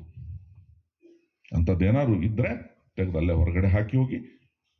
ಹಾಲ್ ಒಳಗಡೆ ಹೋದ ನಂತರವೂ ಅಷ್ಟೇ ನೀವು ಕುಳಿತುಕೊಂಡಿರುವಂತಹ ಜಾಗನ ಒಂದು ಬಾರಿ ಸ್ಯಾನಿಟೈಸ್ ಮಾಡೋ ರೀತಿಯಲ್ಲಿ ಎಲ್ಲ ತಡ್ಕಾಡಿ ಅಲ್ಲಿ ಏನಾರು ಇದೆಯಾ ಅಂತ ಏನಾರು ಇದ್ರೆ ತೆಗೆದು ಹೊರಗಡೆ ಹಾಕಿ. ಸುಮ್ಮನೆ ಆಪಾದನೆ ಮೈ ಮೇಲೆ ಬಂದ್ಬಿಡ್ತದೆ ಕೆಲವೊಮ್ಮೆ. ಹಾಗಾಗಿ ಈ ಒಂದು ಸೂಚನೆಯನ್ನ ಕೊಡ್ತಾ ಇದ್ದೀನಿ. ನಂತರ ಒಳಗಡೆ ಹೋಗಿ ಕುತ್ಕೊಂಡ ನಂತರ, ಪರೀಕ್ಷೆ ಹಾಲ್ನಲ್ಲಿ ಹೋಗಿ ಕುತ್ಕೊಂಡ ನಂತರ ರಿಲ್ಯಾಕ್ಸ್ಡ್ ಆಗಿ ಕುತ್ಕೊಳ್ಳಿ. ಒಂದು 10 ನಿಮಿಷ ನಿಮ್ಗೆ ಸಮಯ ಇರುತ್ತೆ. ಅವರು ಕ್ವೆಶ್ಚನ್ ಪೇಪರ್ ತಂದು ಕೊಡೋದಕ್ಕೂ ಮುಂಚೆ ಡೀಪ್ ಬ್ರೀದ್ ಮಾಡ್ತಾ, ಆಲ್ಫಾ ಬ್ರೀದಿಂಗ್ ಅಂತ ಹೇಳಿ ಕರಿತೀವಿ, ಡೀಪ್ ಬ್ರೀದ್ ಮಾಡ್ತಾ ದೀರ್ಘವಾಗಿ ಉಸಿರನ್ನ ಎಳ್ಕೊಳ್ಳೋದು, ನಿಧಾನವಾಗಿ ಉಸಿರನ್ನ ಹೊರಗಡೆ ಬಿಡೋದು. ಇರ್ತಿ ಡೀಪ್ ಬ್ರೀದ್ ಮಾಡ್ತಾ ಕೂತ್ಕೊಳ್ಳಿ. ವೆಲ್, ಕ್ವೆಶ್ಚನ್ ಪೇಪರ್ ಮೊದಲು ಕೊಡ್ತಾನೆ ಅಲ್ವಾ? ಆನ್ಸರ್ ಬುಕ್ಲೆಟ್ ಮೊದಲು ಕೊಡ್ತಾನೆ, ಕ್ವೆಶ್ಚನ್ ಪೇಪರ್ ಮೊದಲು ಕೊಡ್ತಾನೋ? Question paper, right. ಆ ಕ್ವೆಶ್ಚನ್ ಪೇಪರ್ ನಲ್ಲಿ ನಾನು ನೋಡ್ತಿದ್ದಂಗೆ ನನಗೆ ಗಲಿಬಿಲಿ ಆಗ್ತದೆ ಸರ್. ಕೆಲವರಿಗೆ ಅನ್ಸ್ಬೋದು, ಎಲ್ಲ ತುಂಬಾ ಚೆನ್ನಾಗಿ ಓದಿದ್ದೀನಿ, ತುಂಬಾ ಚೆನ್ನಾಗಿ ಕಲ್ತಿದ್ದೀನಿ, ಶಾಲೆಯಲ್ಲೂ ಅಷ್ಟೇ ತುಂಬಾ ಚೆನ್ನಾಗಿ ಹೇಳ್ಕೊಟ್ಟಿದ್ದಾರೆ, ಸಾಕಷ್ಟು ಪ್ರಿಪರೇಟರಿಗಳನ್ನ ಮಾಡಿದ್ದಾರೆ, ಪ್ರಾಕ್ಟೀಸ್ ಪೇಪರ್ಸ್ಗಳನ್ನು ಸಾಕಷ್ಟು ಕೊಟ್ಟಿದ್ದಾರೆ. ಆದ್ರೆ ಎಕ್ಸಾಮಿನೇಷನ್ ಹಾಲ್ಗೆ ಹೋಗ್ತಿದ್ದ ಹಾಗೆ, ಕ್ವೆಶ್ಚನ್ ಪೇಪರ್ ಕೈಗೆ ಬರ್ತಿದ್ದ ಹಾಗೆ, ಅದ್ ನೋಡ್ತಿದ್ದ ಹಾಗೆ ನಿಧಾನ ಶುರುವಾಗುತ್ತೆ ಸರ್. ವೈಬ್ರೇಷನ್ ನಿಧಾನ ಶುರುವಾಗುತ್ತೆ ಸರ್, ಗಲಿಬಿಲಿ ಆಗುತ್ತೆ ಸರ್. ಇಲ್ಲ, ನಂದು ಆ ಸಮಸ್ಯೆ ಅಲ್ಲ ಸರ್. ಕ್ವೆಶ್ಚನ್ ಪೇಪರ್ ತಗೊಳ್ತೀನಿ, ನೋಡ್ತಾ ಹೋಗ್ತೀನಿ, ಚೆನ್ನಾಗೇ ಇರ್ತೀನಿ, ಆನ್ಸರ್ ಬರೀಲಿಕ್ಕೆ ಶುರು ಮಾಡಿದಾಗ ಶುರು ಆಗುತ್ತೆ ಸರ್ ನನಗೆ. ನಂದು ಅದು ಅಲ್ಲ ಸರ್ ಸಮಸ್ಯೆ, 3ನೇ ಕ್ಯಾಟಗರಿ. ನಂದು ಅದು ಅಲ್ಲ ಸರ್ ಸಮಸ್ಯೆ. ನನ್ನ ಸಮಸ್ಯೆ ಏನು ಅಂದ್ರೆ ಆನ್ಸರ್ ಬರೀತಾ ಹೋಗ್ತೀನಿ, ತುಂಬಾ ಚೆನ್ನಾಗಿ ಆನ್ಸರ್ ಪ್ರಾರಂಭ ಮಾಡ್ತೀನಿ, ಆದ್ರೆ ಮಧ್ಯ ಮಧ್ಯ ಥಾಟ್ ಪ್ರೋಸೆಸ್ ಬ್ಲಾಕ್ ಆಗ್ತಾ ಹೋಗುತ್ತೆ, ಬರವಣಿಗೆ ಅಲ್ಲಲ್ಲೇ ಹಿಡ್ದಂಗೆ ಆಗ್ತದೆ ನನಗೆ. ಸಮಸ್ಯೆಗಳಿದೆಯಾ? ಈ ರೀತಿದು ಇದೆಯಾ? ಈ ರೀತಿ ಸಮಸ್ಯೆಗಳಿದ್ದಾಗಲೇ ಆ ಸೆಂಟಮ್ ಸ್ಕೋರ್ ಮಾಡ್ಲಿಕ್ಕೆ ಆಗದೆ ಇರುವಂಥದ್ದು, ಅಂದ್ರೆ ಔಟ್ ಆಫ್ ಔಟ್ ಅಂತ ಹೇಳ್ತೀವಲ್ಲ, ಆ ರೀತಿ ಸ್ಕೋರ್ ಮಾಡ್ಲಿಕ್ಕೆ ಆಗದೆ ಇರುವಂಥದ್ದು ಈ ತರದ ಸಮಸ್ಯೆಗಳಿದ್ದಾಗಲೇ. ಎಷ್ಟು ಜನಕ್ಕೆ ಆಸೆ ಇದೆ ನನಗೆ ಔಟ್ ಆಫ್ ಔಟ್ ಸ್ಕೋರ್ ಮಾಡಬೇಕು ಅಂತೇಳಿ? ಖಂಡಿತ ಸಾಧ್ಯ ಇದೆ. ಕ್ವೆಶ್ಚನ್ ಪೇಪರ್ನ ನೋಡೋ ರೀತಿ ಇದೆಯಲ್ಲ, ಅದನ್ನ ಸ್ವಲ್ಪ ಬದಲಾಯಿಸ್ಕೊಳ್ಳಿ, ಖಂಡಿತ ಸಾಧ್ಯ ಆಗುತ್ತೆ. ಕ್ವೆಶ್ಚನ್ ಪೇಪರ್ ಕೊಡ್ತಿದ್ದ ಹಾಗೆ ನೀವು ಹೇಗೆ ಪ್ರಾರಂಭ ಮಾಡ್ತೀರಿ ಅದನ್ನ ನೋಡೋದಕ್ಕೆ? ಪ್ರಾರಂಭದಿಂದ ನೋಡ್ತಾ ಹೋಗ್ತಿರೋ, ಹೇಗೆ ನೋಡ್ತೀರಿ? ಕ್ವೆಶ್ಚನ್ ಪೇಪರ್ ಕೊಟ್ಟಾಗ ಅದರ ಮೊದಲನೇ ಪುಟದಿಂದ ಓದ್ತಾ ಹೋಗ್ತಿರೋ, ನೋಡ್ಕೊಳ್ತಾ ಹೋಗ್ತಿರೋ, ಹೇಗೆ ನೋಡ್ತಾ ಹೋಗ್ತೀರಿ? ಮೊದಲನೇ ಪುಟದಿಂದ. ರಾಂಗ್. ಯಾಕೆ?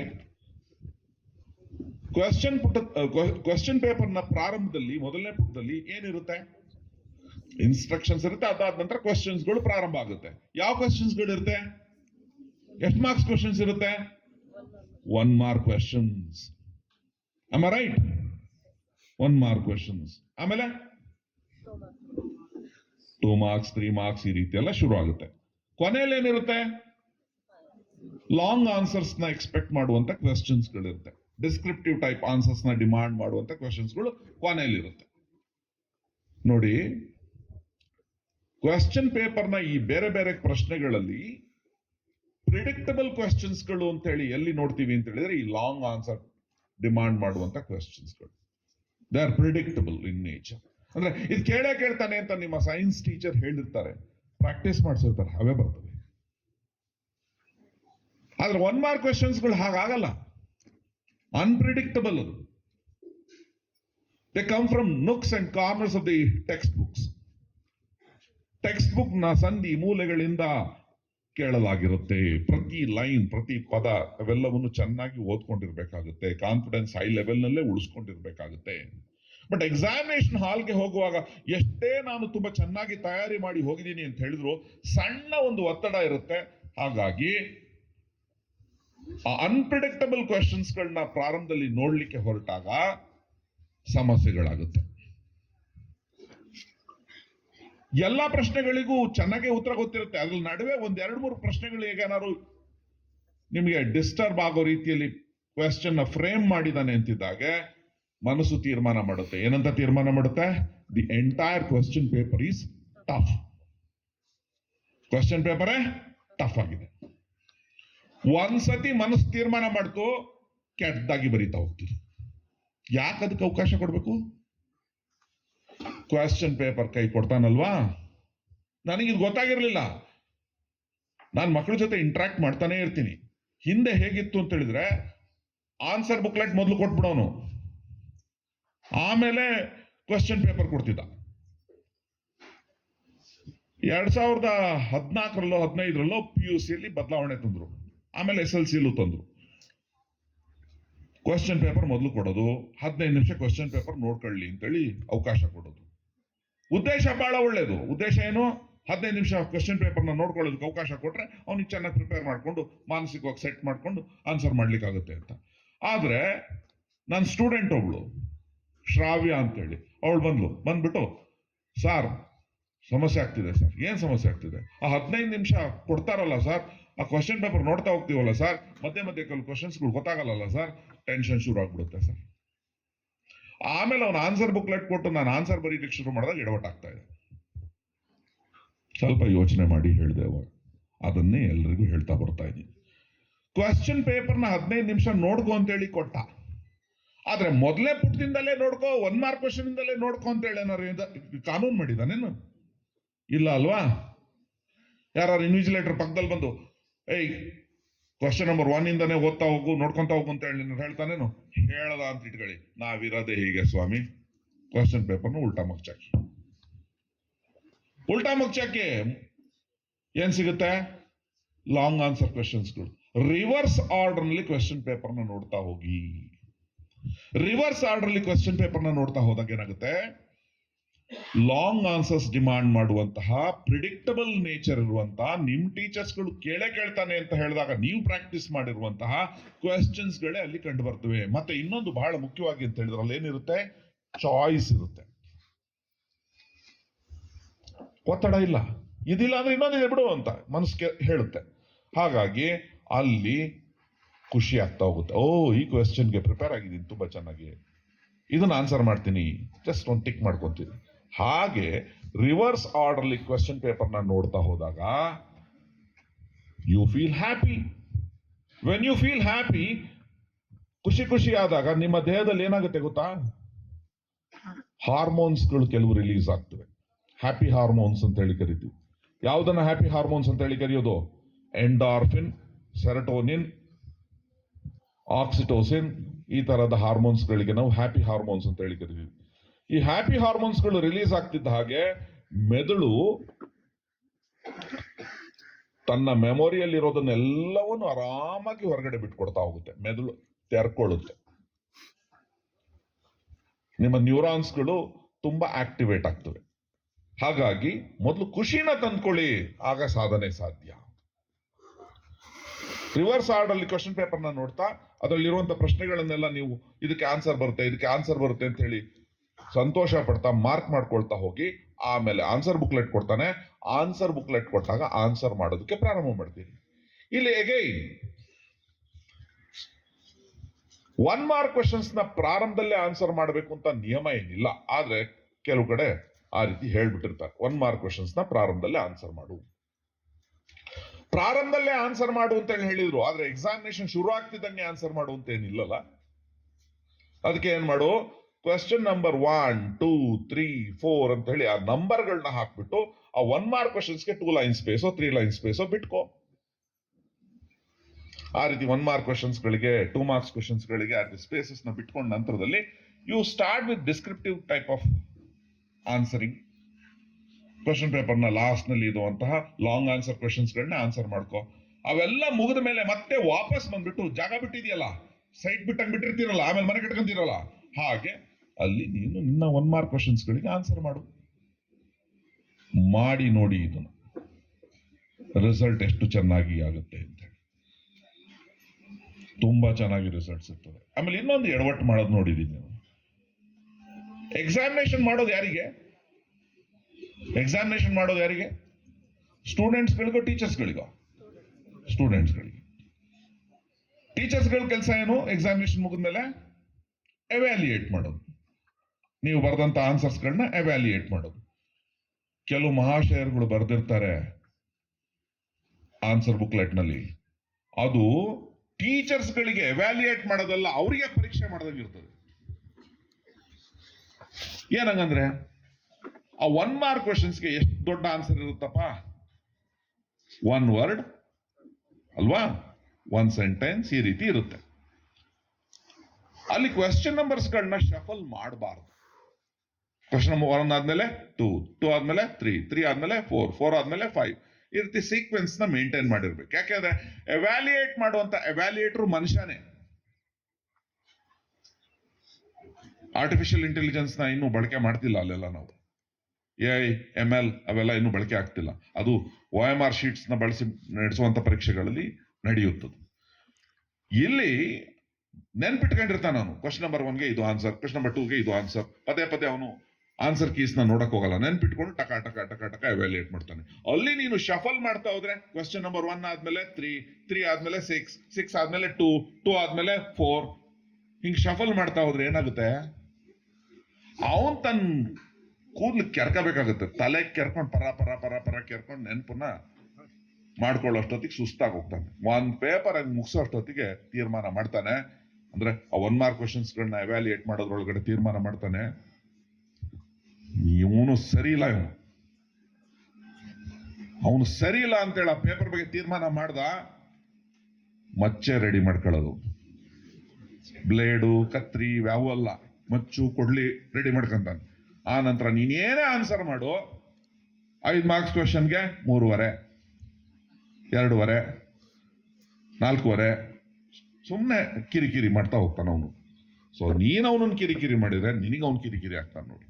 ಇವೆಲ್ಲವೂ ಸ್ವಲ್ಪ ಗಮನದಲ್ಲಿ ಇಟ್ಕೊಳ್ಳಿ, ತುಂಬಾ ಚೆನ್ನಾಗಿ ಸ್ಕೋರ್ ಮಾಡಲಿಕ್ಕೆ ಸಾಧ್ಯ ಆಗುತ್ತೆ. ವೆಲ್, ಪರೀಕ್ಷೆ ಕೇಂದ್ರದ ಒಳಗಡೆ ಎಕ್ಸಾಮಿನೇಷನ್ ಹಾಲ್ ಅಲ್ಲಿ ಏನ್ ಮಾಡಬೇಕು ಏನ್ ಮಾಡಬಾರ್ದು ಅನ್ನೋದನ್ನ ಒಂದಿಷ್ಟು ಹೇಳಿದೆ. ಪರೀಕ್ಷೆ ಮುಗಿಯುತ್ತೆ, ಅಲ್ಲೇನ್ ಮಾಡ್ತೀರಿ? ಮತ್ತೆ ಡಿಸ್ಕಷನ್ ಶುರು ಆಗುತ್ತೆ ಅವತ್ತಿನ ಪೇಪರ್ ಬಗ್ಗೆ. ಇದಕ್ಕೇನ್ ಬರ್ದೆ, ಅದಕ್ಕೇನ್ ಬರ್ದೆ, ಇದು ಹಿಂಗಿತ್ತು, ಅದಂಗಿತ್ತು.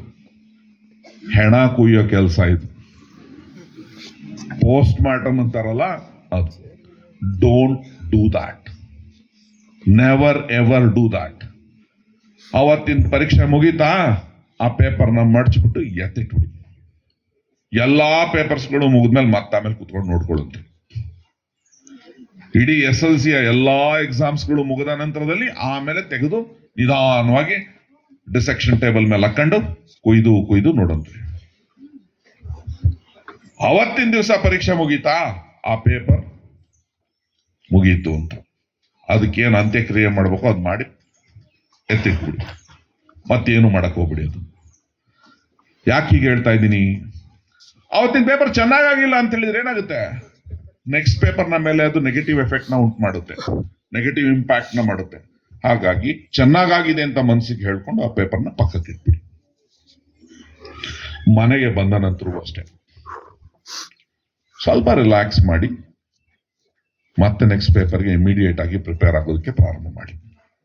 ವೆಲ್, ನಿಮಗೆ ಎಕ್ಸಾಮಿನೇಷನ್ ಹತ್ರ ಬರುವ ಸಂದರ್ಭದಲ್ಲಿ ಈಗಾಗಲೇ ನಿಮ್ಗೆ ಪ್ರಾಕ್ಟೀಸ್ ಮಾಡಿಸಿರ್ತಾರೆ ಅಂತ ಅನ್ಕೊಂಡಿರ್ತೀನಿ. ರಾತ್ರಿ ಸ್ವಲ್ಪ ಬೇಗ ಮಲಗೋದನ್ನ, ಬೆಳಗ್ಗೆ ಅಟ್ಲೀಸ್ಟ್ ಒಂದು 6:30-7 ಗಂಟೆ ಒಳಗಡೆ ಎದ್ದೇಳೋದನ್ನ at least. But minimum 7 hours of sleep examination ಸಂದರ್ಭದಲ್ಲಿ ಬೇಕೇ ಬೇಕು. 6-7 ತಾಸು ನಿದ್ದೆ ಎಲ್ಲ ಸಂದರ್ಭದಲ್ಲೂ ಬೇಕು, ಪರೀಕ್ಷೆ ಸಂದರ್ಭದಲ್ಲಂತೂ 7 ತಾಸು ನಿದ್ದೆ ಬೇಕು ನೋಡಿ. ಹಿಂದಿನ ದಿವಸ ರಾತ್ರಿ ಒಂದು 7 ತಾಸು ನಿದ್ದೆ ಆಯ್ತು ಅಂದ್ರೆ ಮಾತ್ರ ಅವತ್ತಿನ ದಿವಸದ ಎಕ್ಸಾಮಿನೇಷನ್ ಪೇಪರ್ ತುಂಬಾ ಚೆನ್ನಾಗಿ ಸಾಲ್ವ್ ಮಾಡಲಿಕ್ಕೆ ಸಾಧ್ಯ ಆಗುತ್ತೆ. ಹಾಗಾಗಿ ದಯಮಾಡಿ ನಿದ್ದೆಗೆಡೋದು ಮತ್ತೊಂದು ಇನ್ನೊಂದು ಮಾಡಬೇಡಿ. ವೆಲ್, 10th ಬೋರ್ಡ್ ಎಕ್ಸಾಮಿನೇಷನ್ ಒಂದು ಕನ್ವೆನ್ಷನಲ್ ಎಕ್ಸಾಮ್. ಅದು SLC ಬೋರ್ಡ್ ನಡೆಸುತ್ತೆ, ಹಾಗಾಗಿ ಅದನ್ನ ಬೋರ್ಡ್ ಎಕ್ಸಾಮಿನೇಷನ್ ಅಂತ ಹೇಳಿ ಕರಿತೀವಿ. ಪರೀಕ್ಷಾ ಮೌಲ್ಯಮಾಪನ ಮಂಡಳಿ ಅಂತ ಹೇಳಿ ರಚಿಸಿದ್ದಾರೆ, ಅದು ನಡೆಸುತ್ತೆ, ಹಾಗಾಗಿ ಅದನ್ನ ಬೋರ್ಡ್ ಎಕ್ಸಾಮ್ ಅಂತ ಹೇಳಿ ಕರಿತೀವಿ. ಅದೊಂದು ಸಾಂಪ್ರದಾಯಿಕವಾದಂತ ಪರೀಕ್ಷೆ ಆಗಿ ಹೋಗ್ಬಿಟ್ಟಿರುತ್ತೆ ನಿಮ್ಗೆ. ಫಸ್ಟ್ ಸ್ಟ್ಯಾಂಡರ್ಡ್ ಇಂದ ಹಿಡಿದು 10th ಸ್ಟ್ಯಾಂಡರ್ಡ್ ನವರೆಗೂ ಅದೇ ರೀತಿಯಾದಂತಹ ಪರೀಕ್ಷೆಗಳನ್ನ ಆನ್ಯುವಲ್ ಎಕ್ಸಾಮ್ ಅಂತ ಹೇಳಿ ಬರೀತಾ ಬಂದಿರ್ತೀರಿ. ಹಾಗಾಗಿ ಅದು ಅಭ್ಯಾಸ ಆಗೋಗಿರುತ್ತೆ. ಕ್ವಶನ್ಸ್ಗಳು ಪ್ರಿಡಿಕ್ಟಬಲ್ಲೇ ಬಹಳಷ್ಟು ಇರ್ತವೆ. ಹಾಗಾಗಿ ಅದು ಹೆಚ್ಚಿಗೆ ಆತಂಕನ ಉಂಟು ಮಾಡಬಾರ್ದು. ತುಂಬಾ ಚೆನ್ನಾಗಿ ತಯಾರಿನೂ ಆಗಿದೆ ಈ ಶಾಲೆಯಲ್ಲಿ, ತುಂಬಾ ಚೆನ್ನಾಗಿ ಸ್ಕೋರ್ ಮಾಡ್ತೀರಿ. But the real challenge begins after your 10th standard. 10th standard ಮುಗಿದು PUCಗೆ ಎಂಟರ್ ಆಗ್ತಿರಲ್ಲ, ಅಲ್ಲಿ ನಿಜವಾದಂತಹ ಒಂದು ಚಾಲೆಂಜ್, ಸವಾಲು ಅನ್ನೋದು ಶುರುವಾಗೋದು. ಕಷ್ಟ ಅಂತ ನಾನು ಹೇಳಲ್ಲ, ಸವಾಲು ಅಂತ ಹೇಳ್ತೀನಿ ನಾನು. ಯಾಕೆ ಅಂತ ಹೇಳಿದ್ರೆ PUCಗೆ ಬರ್ತಿದ್ದ ಹಾಗೆ ಅದರಲ್ಲೂ ವಿಜ್ಞಾನವನ್ನು ಆಯ್ಕೆ ಮಾಡ್ಕೊಳ್ಳಿ. ಯಾಕೆ ವಿಜ್ಞಾನವನ್ನು ಆಯ್ಕೆ ಮಾಡ್ಕೊಳ್ಳಿ ಅಂತ ಹೇಳ್ತಾ ಇದ್ದೀನಿ? ಮ್ಯಾಕ್ಸಿಮಮ್ ಆಪರ್ಚುನಿಟೀಸ್, ಅತಿ ಹೆಚ್ಚು ಆಪರ್ಚುನಿಟೀಸ್ ಇರೋದು ಸೈನ್ಸ್ ಸ್ಟ್ರೀಮ್ ನಲ್ಲಿ. ಉಳಿದ್ರಲ್ಲಿ ಆಪರ್ಚುನಿಟೀಸ್ ಇಲ್ಲ ಅಂತ ಹೇಳ್ತಾ ಇಲ್ಲ. ಇನ್ನ ಆಪ್ಟಿಟ್ಯೂಡ್ ಏನು ಅದನ್ನ ಆಲೋಚನೆ ಮಾಡಿ ತೀರ್ಮಾನ ತೆಗೆದುಕೊಳ್ಳಿ. ನನಗೆ ಫಿಸಿಕ್ಸ್ ಅಂದ್ರೇನೆ ಕಷ್ಟ, ಮ್ಯಾಥಮೆಟಿಕ್ಸ್ ಅಂದ್ರೆ ತುಂಬಾ ಕಷ್ಟ, ಸೈನ್ಸ್ ಸ್ಟ್ರೀಮ್ ನ ಖಂಡಿತ ತಗೋಬೇಡಿ. ಸೈನ್ಸ್ ಸ್ಟ್ರೀಮ್ ನ ತೆಗೆದುಕೊಳ್ಬೇಕಾದ್ರೆ ಕಷ್ಟ ಆಗುತ್ತೆ, ಇಲ್ಲ ಅಂತಲ್ಲ, ಬಟ್ ಇಷ್ಟಪಡೋದಕ್ಕೂ ಸಾಧ್ಯ ಇದೆಯಾ ನಿನಗೆ ಆ ಸಬ್ಜೆಕ್ಟ್ ನ? ದೆನ್ ಟೇಕ್ ಅಪ್ ದಾಟ್. ಅದರ್ವೈಸ್ ಕಾಮರ್ಸು ಇದೆ, ಆರ್ಟ್ಸು ಇದೆ, ಅಲ್ಲೂ ಆಪರ್ಚುನಿಟೀಸ್ಗಳಿವೆ. ಬಟ್ ನಾನು ಈಗಾಗಲೇ ಹೇಳಿದ ಹಾಗೆ ಅತಿ ಹೆಚ್ಚು ಆಪರ್ಚುನಿಟೀಸ್ ಸೈನ್ಸ್ ಸ್ಟ್ರೀಮ್ ನಲ್ಲಿ ತೆಗೆದುಕೊಂಡಂತ ವಿದ್ಯಾರ್ಥಿಗಳಿಗೆ ಸಿಗೋದ್ರಿಂದ PUC ನಂತರ ವೈದ್ಯಕೀಯ ಕ್ಷೇತ್ರದ ಕಡೆಗೆ ಹೋಗ್ಬೋದು. ವೈದ್ಯಕೀಯ ಕ್ಷೇತ್ರ ಅಂತಿದ್ದಂಗೆ ಅಲ್ಲಿ ಮತ್ತೆಗೆ allopathy, MBBS, Ayurveda, BAMS, homeopathy, Unani, ಈ ತರ ಹಲವು ವಿಧದಲ್ಲಿ ವೈದ್ಯಕೀಯ ಕ್ಷೇತ್ರದಲ್ಲಿ ಪ್ರವೇಶವನ್ನು ಪಡೆಯಲಿಕ್ಕೆ ಅವಕಾಶ ಇದೆ. ಹಾಗೆ engineering, you name it and you will have it ಅನ್ನೋ ರೀತಿಯಲ್ಲಿ ಬ್ರಾಂಚಸ್ಗಳಿವೆ. ಬಟ್ ನಿನಗೆ ಆಪ್ಟಿಟ್ಯೂಡ್ ಇರಬೇಕು. 10th ಅಲ್ಲಿ 9th ಅಲ್ಲಿ ಪಾಠಗಳನ್ನ ಕೇಳುವಾಗ ಫಿಸಿಕ್ಸ್ ನಲ್ಲಿ ಕರೆಂಟ್ ಎಲೆಕ್ಟ್ರಿಸಿಟಿ, ಎಲೆಕ್ಟ್ರೋಸ್ಟ್ಯಾಟಿಕ್ಸ್ ಇವುಗಳನ್ನ ಅರ್ಥ ಮಾಡ್ಕೊಳ್ಳೋದು ಕಷ್ಟ ಆಗ್ತಾ ಇದೆ ಅಂತ ಹೇಳಿದ್ರೆ, ನಾನು ಎಲೆಕ್ಟ್ರಾನಿಕ್ಸ್ ಅಂಡ್ ಕಮ್ಯುನಿಕೇಶನ್ ಅಲ್ಲಿ ಇಂಜಿನಿಯರಿಂಗ್ಗೆ ಎಂಟರ್ ಆಗ್ತೀನಿ ಅಂತ ಹೇಳಿದ್ರೆ ಇಟ್ಸ್ ಫೂಲಿಶ್ನೆಸ್, ಮೂರ್ಖತನ. ಬಟ್ ಇಂಜಿನಿಯರಿಂಗ್ ಹೋಗ್ಲೇಬೇಡ ಅಂತ ನಾನು ಹೇಳಲ್ಲ. There are other branches. ನನಗೆ ಮ್ಯಾಥಮೆಟಿಕ್ಸ್ ಚೆನ್ನಾಗಿ ಅನ್ಸುತ್ತೆ, ಲಾಜಿಕ್ ತುಂಬಾ ಚೆನ್ನಾಗಿ ವರ್ಕ್ ಆಗುತ್ತೆ, ನನಗೆ ಇಂಟರ್ಪ್ರಿಟೇಷನ್ಸ್ಗಳು ತುಂಬಾ ಚೆನ್ನಾಗಿ ಮಾಡ್ತೀನಿ, ಕಂಪ್ಯೂಟರ್ ಸೈನ್ಸ್ ಇದೆ, ಪ್ರೋಗ್ರಾಮಿಂಗ್ ಚೆನ್ನಾಗಿ ಬರುತ್ತೆ ನನಗೆ, ಪ್ರೋಗ್ರಾಮಿಂಗ್ ಅಂದ್ರೆ ಇಷ್ಟ, CS ಮತ್ತು IS ಇದೆ, ಕನ್ಸ್ಟ್ರಕ್ಷನ್ ಇವೆಲ್ಲ ನನಗೆ ಆಸಕ್ತಿ, ಸಿವಿಲ್ ಇಂಜಿನಿಯರಿಂಗ್ ಇದೆ, ನನಗೆ ಆಟೋಮೊಬೈಲ್ ಸೆಕ್ಟರ್ ನಲ್ಲಿ ತುಂಬಾ ಆಸಕ್ತಿ ಇದೆ, ಮೆಕ್ಯಾನಿಕಲ್ ಇಂಜಿನಿಯರಿಂಗ್ ಇದೆ. ಹಾಗಾಗಿ ನಿನ್ನ ಆಪ್ಟಿಟ್ಯೂಡ್ ಏನು ಅನ್ನೋದನ್ನ ಗುರುತಿಸ್ಕೊಂಡು ನೀನು ಇಂಜಿನಿಯರಿಂಗ್ ನಲ್ಲಿ ಬೇರೆ ಬೇರೆ ಸ್ಟ್ರೀಮ್ಸ್ ಗಳನ್ನ ಆಯ್ಕೆ ಮಾಡ್ಕೊಳ್ಳಿಕ್ಕೆ ಹಲವಾರು ಅವಕಾಶಗಳಿವೆ. ಹಲವಾರು ಅಲ್ಲ, 100 ಅವಕಾಶ ಇವತ್ತು ಇಂಜಿನಿಯರಿಂಗ್ ಸ್ಟ್ರೀಮ್ ನಲ್ಲಿ.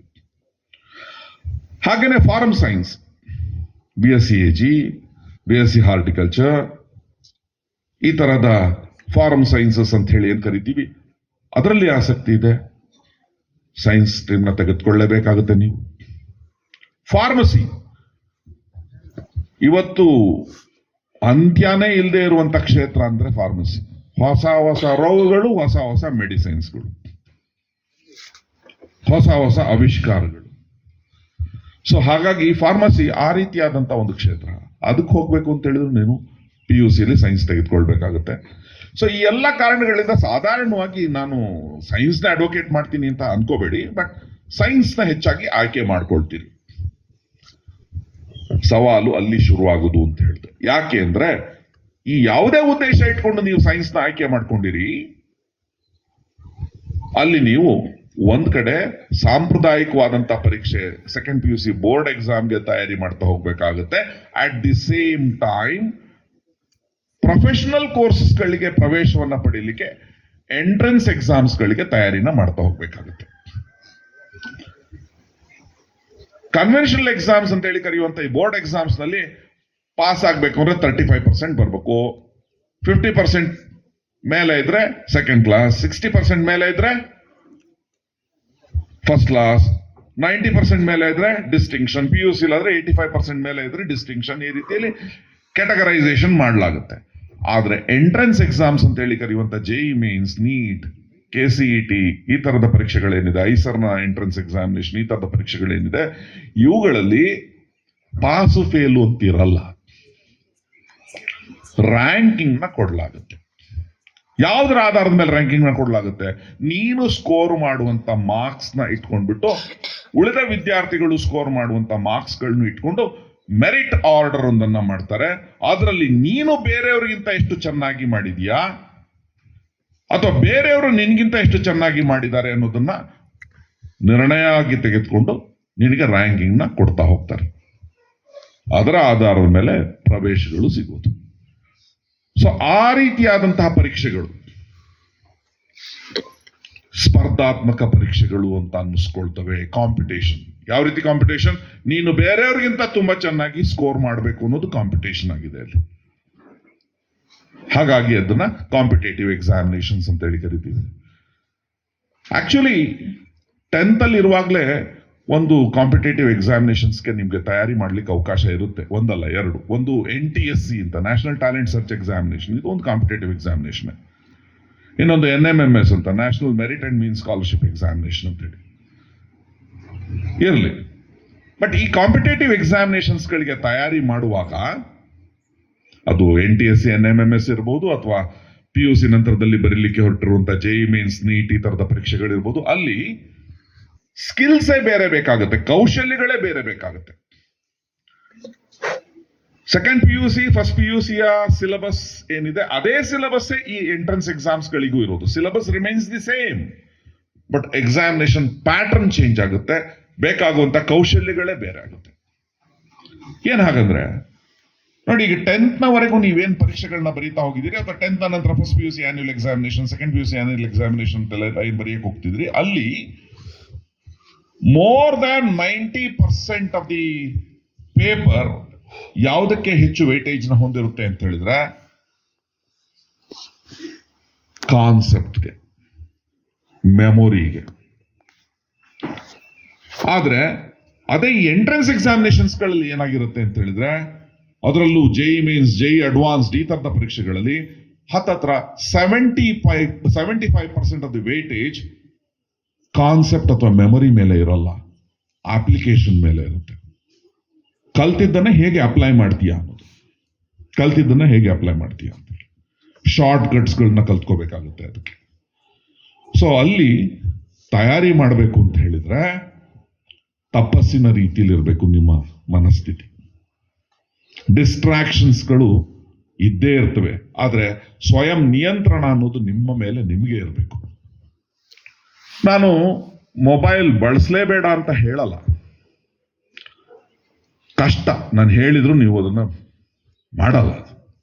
ತಂದೆ ತಾಯಿಗಳಿಗೂ ಅಷ್ಟೇ, ಗುರು ಹಿರಿಯರಿಗೂ ಅಷ್ಟೇ, ಮೊಬೈಲ್ ಬೇಡೇ ಬೇಡ ಅಂತ ಹೇಳಿ ಬಿಡಿಸ್ಲಿಕ್ಕೆ ಸಾಧ್ಯ ಆಗುತ್ತಾ? ನಮ್ಗೆ ಸಾಧ್ಯ ಇಲ್ಲ. ಆದ್ರೆ ಯಾವುದಕ್ಕೆ ಬಳಸಬೇಕು, ಎಷ್ಟು ಬಳಸಬೇಕು ಅನ್ನೋ ವಿವೇಚನೆ ನಿನಗಿರ್ಬೇಕಾಗತ್ತೆ. ದಿನದಲ್ಲಿ ಒಂದು ಅರ್ಧ ಗಂಟೆನೋ 20 ನಿಮಿಷನೋ ಮೊಬೈಲ್ ಬಳಸೋದು ದೊಡ್ಡ ಸಮಸ್ಯೆ ಅಲ್ಲ, ಆದ್ರೆ ಅದು ಹಾಗಾಗಲ್ಲ. ಮೊಬೈಲ್ ಯಾಕೆ ಜಾಸ್ತಿ ಬಳಸ್ತಾ ಹೋಗ್ತೀರಿ? ಖುಷಿ ಖುಷಿ ಜಾಸ್ತಿ ಆಗ್ತಾ ಹೋಗುತ್ತೆ. ಹ್ಯಾಪಿ ಹಾರ್ಮೋನ್ಸ್ಗಳು ಹಂಗೂ ರಿಲೀಸ್ ಆಗ್ತಾವ ನೋಡಿ. ಇನ್ಸ್ಟಾಗ್ರಾಮ್ ಇಟ್ಕೊಂಡು ಉಚ್ತಾ ಹೋದ್ರೆ, ರೀಲ್ಸ್ ನ ಶಾರ್ಟ್ಸ್ ನ ಬೆರಳಲ್ಲಿ ತಿರುಗಿಸ್ತಾ ಹೋದ್ರೆ ಹಂಗೆ ಖುಷಿ ಖುಷಿ ಖುಷಿ ಖುಷಿ ಆಗ್ತಾ ಹೋಗ್ತಾ ಇರುತ್ತೆ. ಅದು ಅಡಿಕ್ಷನ್ಗೆ ಕಾರಣ ಆಗುತ್ತೆ. ಬಟ್ ಗಮನಿಸಿ, ಯಾವುದೋ ಒಂದು ಇನ್ಸ್ಟಾಗ್ರಾಮ್ ಅಕೌಂಟ್ ಇಟ್ಕೊಂಡು ಯಾವುದೋ ಒಂದು ಸೋಷಿಯಲ್ ಮೀಡಿಯಾದಲ್ಲಿ ಯಾವುದೋ ಒಂದು ಅಕೌಂಟ್ ಇಟ್ಕೊಂಡು ಅದರಲ್ಲಿ ನಿಮ್ಮ ಸ್ಟೇಟಸ್ನ ನಿಮ್ಮ ಫೋಟೋಗಳನ್ನ ಹಿಂಗೆ ಹಂಗೆ ಅಂತ ಅದನ್ನೆಲ್ಲ ಫಿಲ್ಟರ್ಗಳಲ್ಲಿ ಏನೇನೋ ಮಾಡಿಫೈ ಮಾಡಿ ಹಾಕಂತ ನನಗೆ ಇಷ್ಟು ಲೈಕ್ ಮಾಡಿದ್ರು ಅಷ್ಟು ಜನ ಫಾಲೋವರ್ಸ್ ಇದ್ದಾರೆ ಅನ್ನೋದೇನಿದೆ, that is instant gratification. Don't crave for that. Instant gratification, ಆ ಕ್ಷಣಕ್ಕೆ ಸಿಗುವಂತ ಒಂದು ಗ್ರಾಟಿಫಿಕೇಶನ್ ಅದು ಸ್ಥಿರವಲ್ಲ. ಅದು ಸ್ಥಿರವಲ್ಲ. ಅದು ಸ್ಥಿರವಾದಂತಹ ಗ್ರಾಟಿಫಿಕೇಶನ್ ಯಾವುದು? ಸ್ಥಿರವಾಗಿ ನಿನಗೆ ಸಿಗುವಂತಹ ಜಗತ್ತು ಕೊಡುವಂತಹ ಗೌರವ ಯಾವುದು? ನೀನು ಸಾಧನೆಯನ್ನ ಮಾಡಿ ನೀನು ಸಮಾಜಕ್ಕೆ ಉಪಯೋಗ ಅಂತ ವ್ಯಕ್ತಿಯಾಗಿ ಎತ್ತರದಲ್ಲಿ ನಿಂತ್ಕೊಳ್ತೀಯಲ್ಲ, ಅದು ಸ್ಥಿರವಾಗಿರುತ್ತೆ. ಇಲ್ಲಿರುವಂತಹ ವಿದ್ಯಾರ್ಥಿಗಳಲ್ಲಿ ಎಷ್ಟೋ ಜನ IAS ಗಳಾಗ್ಬೋದು, ಎಷ್ಟೋ ಜನ IPS ಗಳಾಗ್ಬೋದು. ಅದು ಸ್ಥಿರವಾದಂತ ಗ್ರಾಟಿಫಿಕೇಶನ್. ಅದು ಇವತ್ತು ಯಾವುದೋ ಒಂದು ಯೂನಿಫಾರ್ಮ್ ತರದ್ದೊಂದು ನಾವು ತಗಲಾಕೊಂಡ್ಬಿಟ್ಬಿಟ್ಟು ಇನ್ಸ್ಟಾಗ್ರಾಮ್ ನಲ್ಲಿ ಹಾಕ್ಬಿಟ್ರೆ ಅದು ಗ್ರಾಟಿಫಿಕೇಶನ್ ಸಿಗುತ್ತೆ, ಇನ್ಸ್ಟಂಟ್ ಗ್ರಾಟಿಫಿಕೇಶನ್. ಅದು ಉಳಿಯುತ್ತಾ? ಅದು ಖಂಡಿತ ಉಳಿಯೋದಿಲ್ಲ. ಹಾಗಾಗಿ ನಿಮಗೆ ನೀವು ಹೇಳ್ಕೊಳ್ಳಿ. ನನಗೆ ಇಲ್ಲಿ ಬಂದು ಮಾತಾಡ್ಲಿಕ್ಕೆ ಕರೆದಾಗ ಸರ್ ಹೇಳಿದ್ರು, ಒಂದಿಷ್ಟು ಮಕ್ಕಳಿಗೆ ಪ್ರೇರಣೆ ಆಗಲಿ ಆ ರೀತಿಯಲ್ಲಿ ಮಾತನಾಡಿ ಅಂತ, ಇನ್ಸ್ಪೈರ್ ಆಗಲಿ, ಮೋಟಿವೇಟ್ ಆಗಲಿ ಅನ್ನೋ ರೀತಿಯಲ್ಲಿ ಮಾತಾಡ್ಲಿ ಅಂತ ಮಾತಾಡ್ತಿದ್ದೀನಿ. ಎಷ್ಟು ಕಾಲ ಇರುತ್ತಿದು? ನಾಯಿ ಬಾಲಕ್ಕೆ ದಬ್ಬೆ ಕಟ್ಟದ ರೀತಿಯಲ್ಲಿ ಇದು. ಈ ರೀತಿ ಮೋಟಿವೇಟ್ ಮಾಡಿ ಮಾತಾಡ್ತೀವಲ್ಲ, ಒಂದಿನ 2 ದಿನ ನನ್ನ ಅದೃಷ್ಟಕ್ಕೆ 10th ಎಕ್ಸಾಮ್ ಮುಗಿಯೋವರೆಗೂ ಇದ್ರೆ ಅಲ್ಲಿವರೆಗೂ ನಾನು ಕಟ್ಟಿರುವಂತ ದಬ್ಬೆ ಗಟ್ಟಿ ಅಂತ. ಆಮೇಲೆ ದಬ್ಬೆ ಕಳ್ಸ್ಕೊಂಬಿತ್ತು, ಬಾಲ ಸೊಟ್ಟಾಯ್ತು. ಹಾಗಾಗಬಾರ್ದು ಅಂತ ಹೇಳಿದ್ರೆ ಯಾವುದು ಬೆಸ್ಟ್? ಇನ್ನೊಬ್ರು ನಿಮ್ಮನ್ನ ಕಂಟ್ರೋಲ್ ಮಾಡೋದನ್ನ ಇಷ್ಟಪಡ್ತಿರೋ, ಸೆಲ್ಫ್ ಕಂಟ್ರೋಲ್ ತಂದ್ಕೊಳ್ಳೋದು ಇಷ್ಟಪಡ್ತಿರೋ? Self control. ನಿನ್ನ ಅಪ್ಪ ಅಥವಾ ನಿನ್ನಮ್ಮ ನಿನ್ನನ್ನ ಕಂಟ್ರೋಲ್ ಏನಾದ್ರು ಮಾಡಕ್ ಹೋದ್ರೆ ನಿನಗೆ ಸಿಟ್ಟು ಬಂದ್ಬಿಡ್ತದೆ. ನೋಡೋ, ರಾತ್ರಿ 8 ಗಂಟೆ ಆಯ್ತು, ಇನ್ನು ಊಟ ಮಾಡಿಲ್ಲ, ಊಟ ಮಾಡೋ. ನನ್ನ ನೀನೇನ್ ಕಂಟ್ರೋಲ್ ಮಾಡೋದು? ಅದೇ ನೀನ್ 7:15 ಊಟ ಮಾಡ್ಬೇಕು ಅಂತ ಮನ್ಸು ಮಾಡಿದ್ರೆ ಇನ್ನೊಬ್ರು ನಿನ್ನ ಕಂಟ್ರೋಲ್ ಮಾಡೋ ಪ್ರಶ್ನೆನೇ ಇರೋಲ್ಲ. ಹಾಗೇನೆ ನಾನು ಬೇಗ ಮಲಗಬೇಕು, ಬೇಗ ಎದ್ದೇಳ್ಬೇಕು, ಮೊಬೈಲ್ನ ಇಷ್ಟೇ ಬಳಸಬೇಕು, ಇಷ್ಟು ಬಳಸಬಾರ್ದು, ಇದು ಸೆಲ್ಫ್ ಕಂಟ್ರೋಲ್ ನೀನು ತಂದ್ಕೋಬೇಕಾಗಿರುವಂಥದ್ದು. ಹಾಗೆ ಸೆಲ್ಫ್ ಮೋಟಿವೇಶನ್, ನಿನ್ನ ಗುರಿ ಏನು ಅನ್ನೋದನ್ನ ನೀನ್ ನಿಗದಿ ಮಾಡ್ಕೋ, ಇನ್ಯಾರು ನಿಗದಿ ಮಾಡೋದಲ್ಲ. What you want to be in your life? ನಿನ್ನ ಜೀವನದಲ್ಲಿ ನೀನ್ ಏನಾಗಬೇಕು ಅಂತ ಬಯಸ್ತಾ ಇದೀಯಾ, ಅದನ್ನು ನೀನು ಮೊದಲು ಗುರುತಿಸ್ಕೋ. ನೋಡಿ, 2 ಗೋಲ್ ಇರಬೇಕಾಗತ್ತೆ. ಒಂದು ಲಾಂಗ್ ಟರ್ಮ್ ಗೋಲ್, ಇನ್ನೊಂದು short term goal. Long term goal ಅಂದ್ರೆ down the line 10 years from now, 10 ವರ್ಷಗಳ ನಂತರ, ಇವತ್ತಿಂದ 10 ವರ್ಷಗಳ ನಂತರ ನಾನು ಏನಾಗಬೇಕು? ತೀರ್ಮಾನ ಯಾರು ತಗೋಬೇಕು? ಪಕ್ಕದ ಮನೆಯವರು ಅಲ್ಲ, ನೀನೇ ತಗೋಬೇಕಾಗಿರೋದು. ನಿನ್ ಫ್ರೆಂಡಾ ನಿನ್ನ ಬಗ್ಗೆ ತೀರ್ಮಾನ ತೆಗೆದುಕೋಬೇಕಾಗಿರೋದು ಅಲ್ಲ, ನೀನೇ ತಗೊಳ್ಬೇಕಾಗಿರೋದು. ತುಂಬಾ ಸಣ್ಣ ಮಕ್ಕಳೇನಲ್ಲ ನೀವು. 15-16 ವರ್ಷ ವಯಸ್ಸು. 15-16 ವರ್ಷ ವಯಸ್ಸು ಅಂತ ಹೇಳಿದ್ರೆ, 15-16 ವರ್ಷ ನಿಮ್ಗೆ ವಯಸ್ಸು ಅಂತ ಹೇಳಿದ್ರೆ, 10 ವರ್ಷಗಳ ನಂತರ ಅಂತ ನಾನು ಹೇಳ್ತಾ ಇದ್ದೀನಿ ಅಂದ್ರೆ ಎಷ್ಟು ವರ್ಷ ಆಗಿರುತ್ತೆ ಅವಾಗ ನಿಮ್ಗೆ? 25. 23ನೇ ವಯಸ್ಸಿಗೆ ವರ್ಲ್ಡ್ ಚಾಂಪಿಯನ್ ಆಯ್ತಾನೆ. ಯಾರು? 2017ರಲ್ಲಿ ಸಣ್ಣ ಹುಡುಗವ, ಬೆರಗು ಗಣ್ಗಳಲ್ಲಿ ಒಂದು ಇಂಟರ್ವ್ಯೂಲ್ಲಿ ಕೇಳ್ತಾರ ಅವನಿಗೆ ಬೆರಗು ಗಣ್ಗಳನ್ನ ಬಿಟ್ಕೊಳ್ತಾ ಆಶ್ಚರ್ಯಕರ ರೀತಿಯಲ್ಲಿ ಕಣ್ಗಳನ್ನ ಪಿಳಿ ಪಿಳಿ ಪಿಳಿ ಪಿಳಿ ಬಿಟ್ಕೊಳ್ತಾ ಹೇಳ್ತಾನೆ, ನಾನು ವರ್ಲ್ಡ್ ಚಾಂಪಿಯನ್ ಆಗ್ಬೇಕು, ಜೂನಿಯರ್ ಮೋಸ್ಟ್ ವರ್ಲ್ಡ್ ಚಾಂಪಿಯನ್ ಆಗ್ಬೇಕು ಅಂತ. ಯಾರು? ಗುಕೇಶ್ ದೊಮ್ಮರಾಜು. ಸೊ ಅಂತ ರೆಸೊಲ್ಯೂಷನ್ ಈ ವಯಸ್ಸಿನಲ್ಲೇ ನೀವು ಮಾಡ್ಬೇಕಾಗಿರುವಂತದ್ದು. 10 ವರ್ಷಗಳ ನಂತರ ನಾನು ಏನಾಗಬೇಕು ಅಂತ ಹೇಳಿ 2017ರಲ್ಲಿ ಆ ರೆಸೊಲ್ಯೂಷನ್ ಮಾಡ್ತಾನೆ. 2024ರಲ್ಲಿ ಈ becomes world champion. When he can do that, why can't you? ಆದ್ರಿಂದ ಪೋಷಕರ ಪರಿಶ್ರಮ ತುಂಬಾ ಇರುತ್ತೆ. ಗುಕೇಶ್ ದೊಮ್ಮರಾಜು ಕಥೆನ ನೀವೇನಾದ್ರು ಕೇಳಿದ್ರೆ, ಅವನ ತಂದೆ ದೊಡ್ಡ ಸ್ಯಾಕ್ರಿಫೈಸ್ ಮಾಡಿರ್ತಾನೆ. ತನ್ನ ಮಗನ ಸಾಧನೆಗೋಸ್ಕರ ತನ್ನ ವೃತ್ತಿಯನ್ನೇ ಬಿಟ್ಟು ತನ್ನ ಹೆಂಡತಿ ಮಾತ್ರ ಕೆಲಸಕ್ಕೆ ಹೋಗೋ ರೀತಿಯಲ್ಲಿ ಮಾಡ್ತಾ ಇವನನ್ನು ಕರ್ಕೊಂಡು ಎಲ್ಲಾ ಕಡೆ ಕೋಚಿಂಗ್ ತರಬೇತಿ ಅಂತ ಓಡಾಡ್ತಿರ್ತಾನೆ. ಅದೇ ರೀತಿಯಾದಂತಹ ಪೋಷಕರು ನೀವಿದ್ದೀರಿ. ಹಾಗಾಗಿ ಮಕ್ಕಳು ಈ ಬಗ್ಗೆ ತುಂಬಾ ಗಂಭೀರವಾಗಿ ಯೋಚನೆ ಮಾಡಬೇಕು. 10 ವರ್ಷಗಳ ನಂತರ ನಾನು ಏನಾಗಬೇಕು, ಅದು ಲಾಂಗ್ ಟರ್ಮ್ ಗೋಲ್. ಏಕಾಏಕಿ ಲಾಂಗ್ ಟರ್ಮ್ ಗೋಲ್ನ ಅಚೀವ್ ಮಾಡ್ಲಿಕ್ಕಾಗಲ್ಲ. ಹೇಳಿದ್ರಲ್ಲ ಸರ್ 10 ವರ್ಷದ ನಂತರ ನಾನು ಏನಾಗಬೇಕು ಅಂತ ಯೋಚನೆ ಮಾಡಕ್ಕೆ ಮಾಡಿದ್ದೀನಿ ಬಿಡಿ ಸರ್, ಬರೆದು ಇಟ್ಕೊಂತೀನಿ ಬಿಡಿ ಸರ್, 10 ವರ್ಷ ಆದ್ಮೇಲೆ ಓಪನ್ ಮಾಡ್ಕೊಂತೀನಿ ಸರ್, ಅದನ್ನು ಬರೆದು ಕವರಲ್ಲಿ ಹಾಕಿಟ್ಟಿರ್ತೀನಿ, ಕಟ್ ಮಾಡಿಬಿಟ್ಟು 10 ವರ್ಷ ಆದ್ಮೇಲೆ ಓಪನ್ ಮಾಡ್ತೀನಿ. ನೋ, ಆ ಲಾಂಗ್ ಟರ್ಮ್ ಗೋಲ್ಗೆ ಪೂರಕವಾಗಿ ನೀನು ಶಾರ್ಟ್ ಟರ್ಮ್ ಗೋಲ್ಸ್ಗಳನ್ನ ಹಾಕೊಳ್ತಾ ಹೋಗ್ಬೇಕು. ಸೊ 10 ವರ್ಷಗಳ ನಂತರ ನೀನೇನಾದ್ರು ಇಸ್ರೋದಲ್ಲಿ ಸೈಂಟಿಸ್ಟ್ ಆಗ್ಬೇಕು ಅಂತ ಹೇಳಿ ಗುರಿಯನ್ನ ಇಟ್ಕೊಳ್ತೀಯಾ, ಅದಕ್ಕೆ ಪೂರಕವಾಗಿ ಈಗ 10th ತುಂಬಾ ಚೆನ್ನಾಗಿ ಆಗ್ಬೇಕು ನಂದು, ಮತ್ತು ಆ 10 ವರ್ಷಗಳ ನಂತರದ ಗುರಿಯನ್ನ ಮುಟ್ಲಿಕ್ಕೆ ನರ್ಚರ್ ಮಾಡಬೇಕು. ನಾನು ಸೂಕ್ತವಾದಂತಹ ಕಡೆ ಸೈನ್ಸ್ ನ ತೆಗೆದುಕೊಂಡು ನಾನು ಅಡ್ಮಿಷನ್ ತಗೊಳ್ಬೇಕು, ಅಲ್ಲಿ ನಾನು ಚೆನ್ನಾಗಿ ಓದ್ತಾ ಹೋಗ್ಬೇಕು. ಇಸ್ರೋದ್ದು ಒಂದು ಇನ್ಸ್ಟಿಟ್ಯೂಟ್ ಇದೆ, ಒಂಥರ ರಾಯಲ್ ಎಂಟ್ರಿ ಅಂತ ಹೇಳಿದ್ರೆ ಆ ಇಸ್ರೋದ ಅಂಗಸಂಸ್ಥೆ ಆದಂತ IIST ಅಂತ, NIT IITಗಳ ತರಾನೇ Indian institute of space technology ಅಂತ ಹೇಳಿ ಇಸ್ರೋದ ಅಂಗಸಂಸ್ಥೆ ಅದು. 40 ಸೀಟ್ಸ್ಗಳಿವೆ ಅಲ್ಲಿ, ಇಡೀ ದೇಶಕ್ಕೆ 40 ಸೀಟ್ಸ್ಗಳು BTech ಮತ್ತು MTech ಮಾಡ್ಲಿಕ್ಕೆ. ಅಲ್ಲಿ ಸೀಟ್ನ ಪಡ್ಕೊಳ್ಬೇಕು ಅಂದ್ರೆ JEE ಮೇನ್ಸ್ ನಲ್ಲಿ ಪಾಸ್ ಆಗ್ಬೇಕು, ಕ್ವಾಲಿಫೈ ಆಗ್ಬೇಕು. ಪಾಸ್ ಫೇಲ್ ಅಲ್ಲ, ಕ್ವಾಲಿಫೈ ಅಂತ ಹೇಳ್ತೀವಿ. ಆ JEE ಮೇನ್ಸ್ ನಲ್ಲಿ ತುಂಬಾ ಚೆನ್ನಾಗಿ ಸ್ಕೋರ್ ಮಾಡಿ ಕ್ವಾಲಿಫೈ ಆದ ನಂತರ JEE ಅಡ್ವಾನ್ಸ್ಡ್ ಅಲ್ಲಿ ತುಂಬಾ ಟಾಪ್ ರ್ಯಾಂಕಿಂಗ್ ಬರಬೇಕು. ಆಗ ಆ 40 ಸೀಟ್ಗಳಲ್ಲಿ 1 ಸೀಟ್ ನಿಂದಾಗುತ್ತೆ. ಇಸ್ರೋಗೆ ಕಾಲಿಡ್ತೀಯ. ಭವಿಷ್ಯದಲ್ಲಿ ಚಂದ್ರಯಾನ್ 7, ಚಂದ್ರಯಾನ್ 8 ಅಂತ ಏನೋ ಇರಬಹುದು, ಅದರಲ್ಲಿ ನೀನು ಭಾಗಿಯಾಗ್ಲಿಕ್ಕೆ ಸಾಧ್ಯ ಆಗ್ತೀಯ. ಚಂದ್ರಯಾನ್ ಅಲ್ಲ, ಮಂಗಳಯಾನ್ ಅಂತ ನೀನು ಕಲ್ಪನೆ ಮಾಡಿಕೊಂಡು ಮಂಗಳಯಾನ್ನ ಡೈರೆಕ್ಟರ್ ಆಗ್ಬೋದು ನೀನು, ಅಥವಾ ಮಂಗಳದ ಮೇಲೆ ಕಾಲಿಡುವಂತ ಮೊದಲನೇ ಭಾರತೀಯ ಆಗ್ಬೇಕು ಅಂತ ಹೇಳಿ ಕನ್ಸನ್ನ ಇಟ್ಕೊಂಡು ಕಾಲಿಡಬಹುದು ನೀನು. ಬಟ್ ಅದಾಗಬೇಕು ಅಂತ ಹೇಳಿದ್ರೆ IIST ಒಳಗಡೆ ಹೋಗ್ಬೇಕು, ಅದು ಲಾಂಗ್ ಟರ್ಮ್ ಗೋಲ್. IISTಗೆ ಒಳಗಡೆ ಹೋಗ್ಬೇಕು ಅಂತ ಹೇಳಿದ್ರೆ JEE ಮೇನ್ಸ್, JEE ಅಡ್ವಾನ್ಸ್ ತುಂಬಾ ಚೆನ್ನಾಗಿ ಆಗ್ಬೇಕು. ಅದು ಚೆನ್ನಾಗಿ ಆಗ್ಬೇಕು ಅಂದ್ರೆ PUC ಚೆನ್ನಾಗಿ ಓದ್ಬೇಕು. ಅದು PUC ಚೆನ್ನಾಗಿ ಒಳ್ಳೆ ಕಡೆ ಸೇರ್ಕೋಬೇಕು ಅಂತ ಹೇಳಿದ್ರೆ ಇಲ್ಲಿ 10th ಏನಾಗಬೇಕು, ಅದ್ಭುತವಾಗಿ ಸ್ಕೋರ್ ಆಗ್ಬೇಕು. ಹಾಗಾಗಿ ನಾನು ಹೇಳಿದ್ದು long term goal. Long term ಗೋಲ್ಗೆ ಪೂರಕವಾಗಿ ಶಾರ್ಟ್ ಟರ್ಮ್ ಗೋಲ್ಗಳನ್ನ ಇಟ್ಕೊಂಡ್ಬಿಟ್ಟು ಆ ಶಾರ್ಟ್ ಟರ್ಮ್ ಗೋಲ್ಗಳನ್ನ ಅಚೀವ್ ಮಾಡ್ತಾ ಹೋಗ್ಬೇಕು ಅಂತೇಳಿ. ತುಂಬಾ ಹೊತ್ತು ಮಾತಾಡಿದ್ದೀನಿ ಅಂತ ಅನ್ಕೊಳ್ತಿದ್ದೀನಿ, ಐ ಆಮ್ ಸಾರಿ. ಮುಂದೆ ಇನ್ಯಾವಾಗ್ಲಾದ್ರೂ ನಿಮ್ಗಳಿಗೆ ಮಾತಾಡುವಂತ ಅವಕಾಶ ಸಿಕ್ಕರೆ ಖಂಡಿತ ಮಾತಾಡ್ತೀನಿ. ಅದಕ್ಕೆ ಅದ್ರ ಜೊತೆಗೆ ನನ್ನ ಜೊತೆಯಲ್ಲಿ ಆ ರೀತಿ ಸಾಧನೆ ಮಾಡಿದಂತಹ ಮಕ್ಕಳನ್ನೇ ಕೆಲವೊಮ್ಮೆ ಕರ್ಕೊಂಡ್ ಬರ್ತೀನಿ ನಿಮ್ಮ ಶಾಲೆಗೆ. ಈಗ ನಾನೇನು IIST ಅಂತ ಹೇಳ್ದೆ, ನಾಗಾರ್ಜುನ ಕಶ್ಯಪ್ ಅಂತ ಹೇಳಿ ನನ್ನ ಕಾಲೇಜಿನ ವಿದ್ಯಾರ್ಥಿ IIST ಇದ್ದಾರೆ, IITಗಳಲ್ಲಿದ್ದಾರೆ, NITಗಳಲ್ಲಿದ್ದಾರೆ, ದೊಡ್ಡ ದೊಡ್ಡ ಡಾಕ್ಟರ್ಸ್ಗಳಾಗಿದ್ದಾರೆ. ಆ ಲಾಂಗ್ ಟರ್ಮ್ ಗೋಲ್ನ ಮುಟ್ಲಿಕ್ಕೆ ಶಾರ್ಟ್ ಟರ್ಮ್ ಗೋಲ್ಗಳನ್ನ ಇಟ್ಕೊಂಡು ಅಚೀವ್ ಮಾಡ್ತಾ ಹೋಗಿದ್ದಾರೆ. ಸೆಲ್ಫ್ ಮೋಟಿವೇಟೆಡ್ ಆಗಿ ಅಚೀವ್ ಮಾಡಿದ್ದಾರೆ. ಪೇರೆಂಟ್ಸ್ ನಿರಂತರವಾಗಿ ಬೆಂಬಲ ಕೊಟ್ಟಿರ್ತಾರೆ.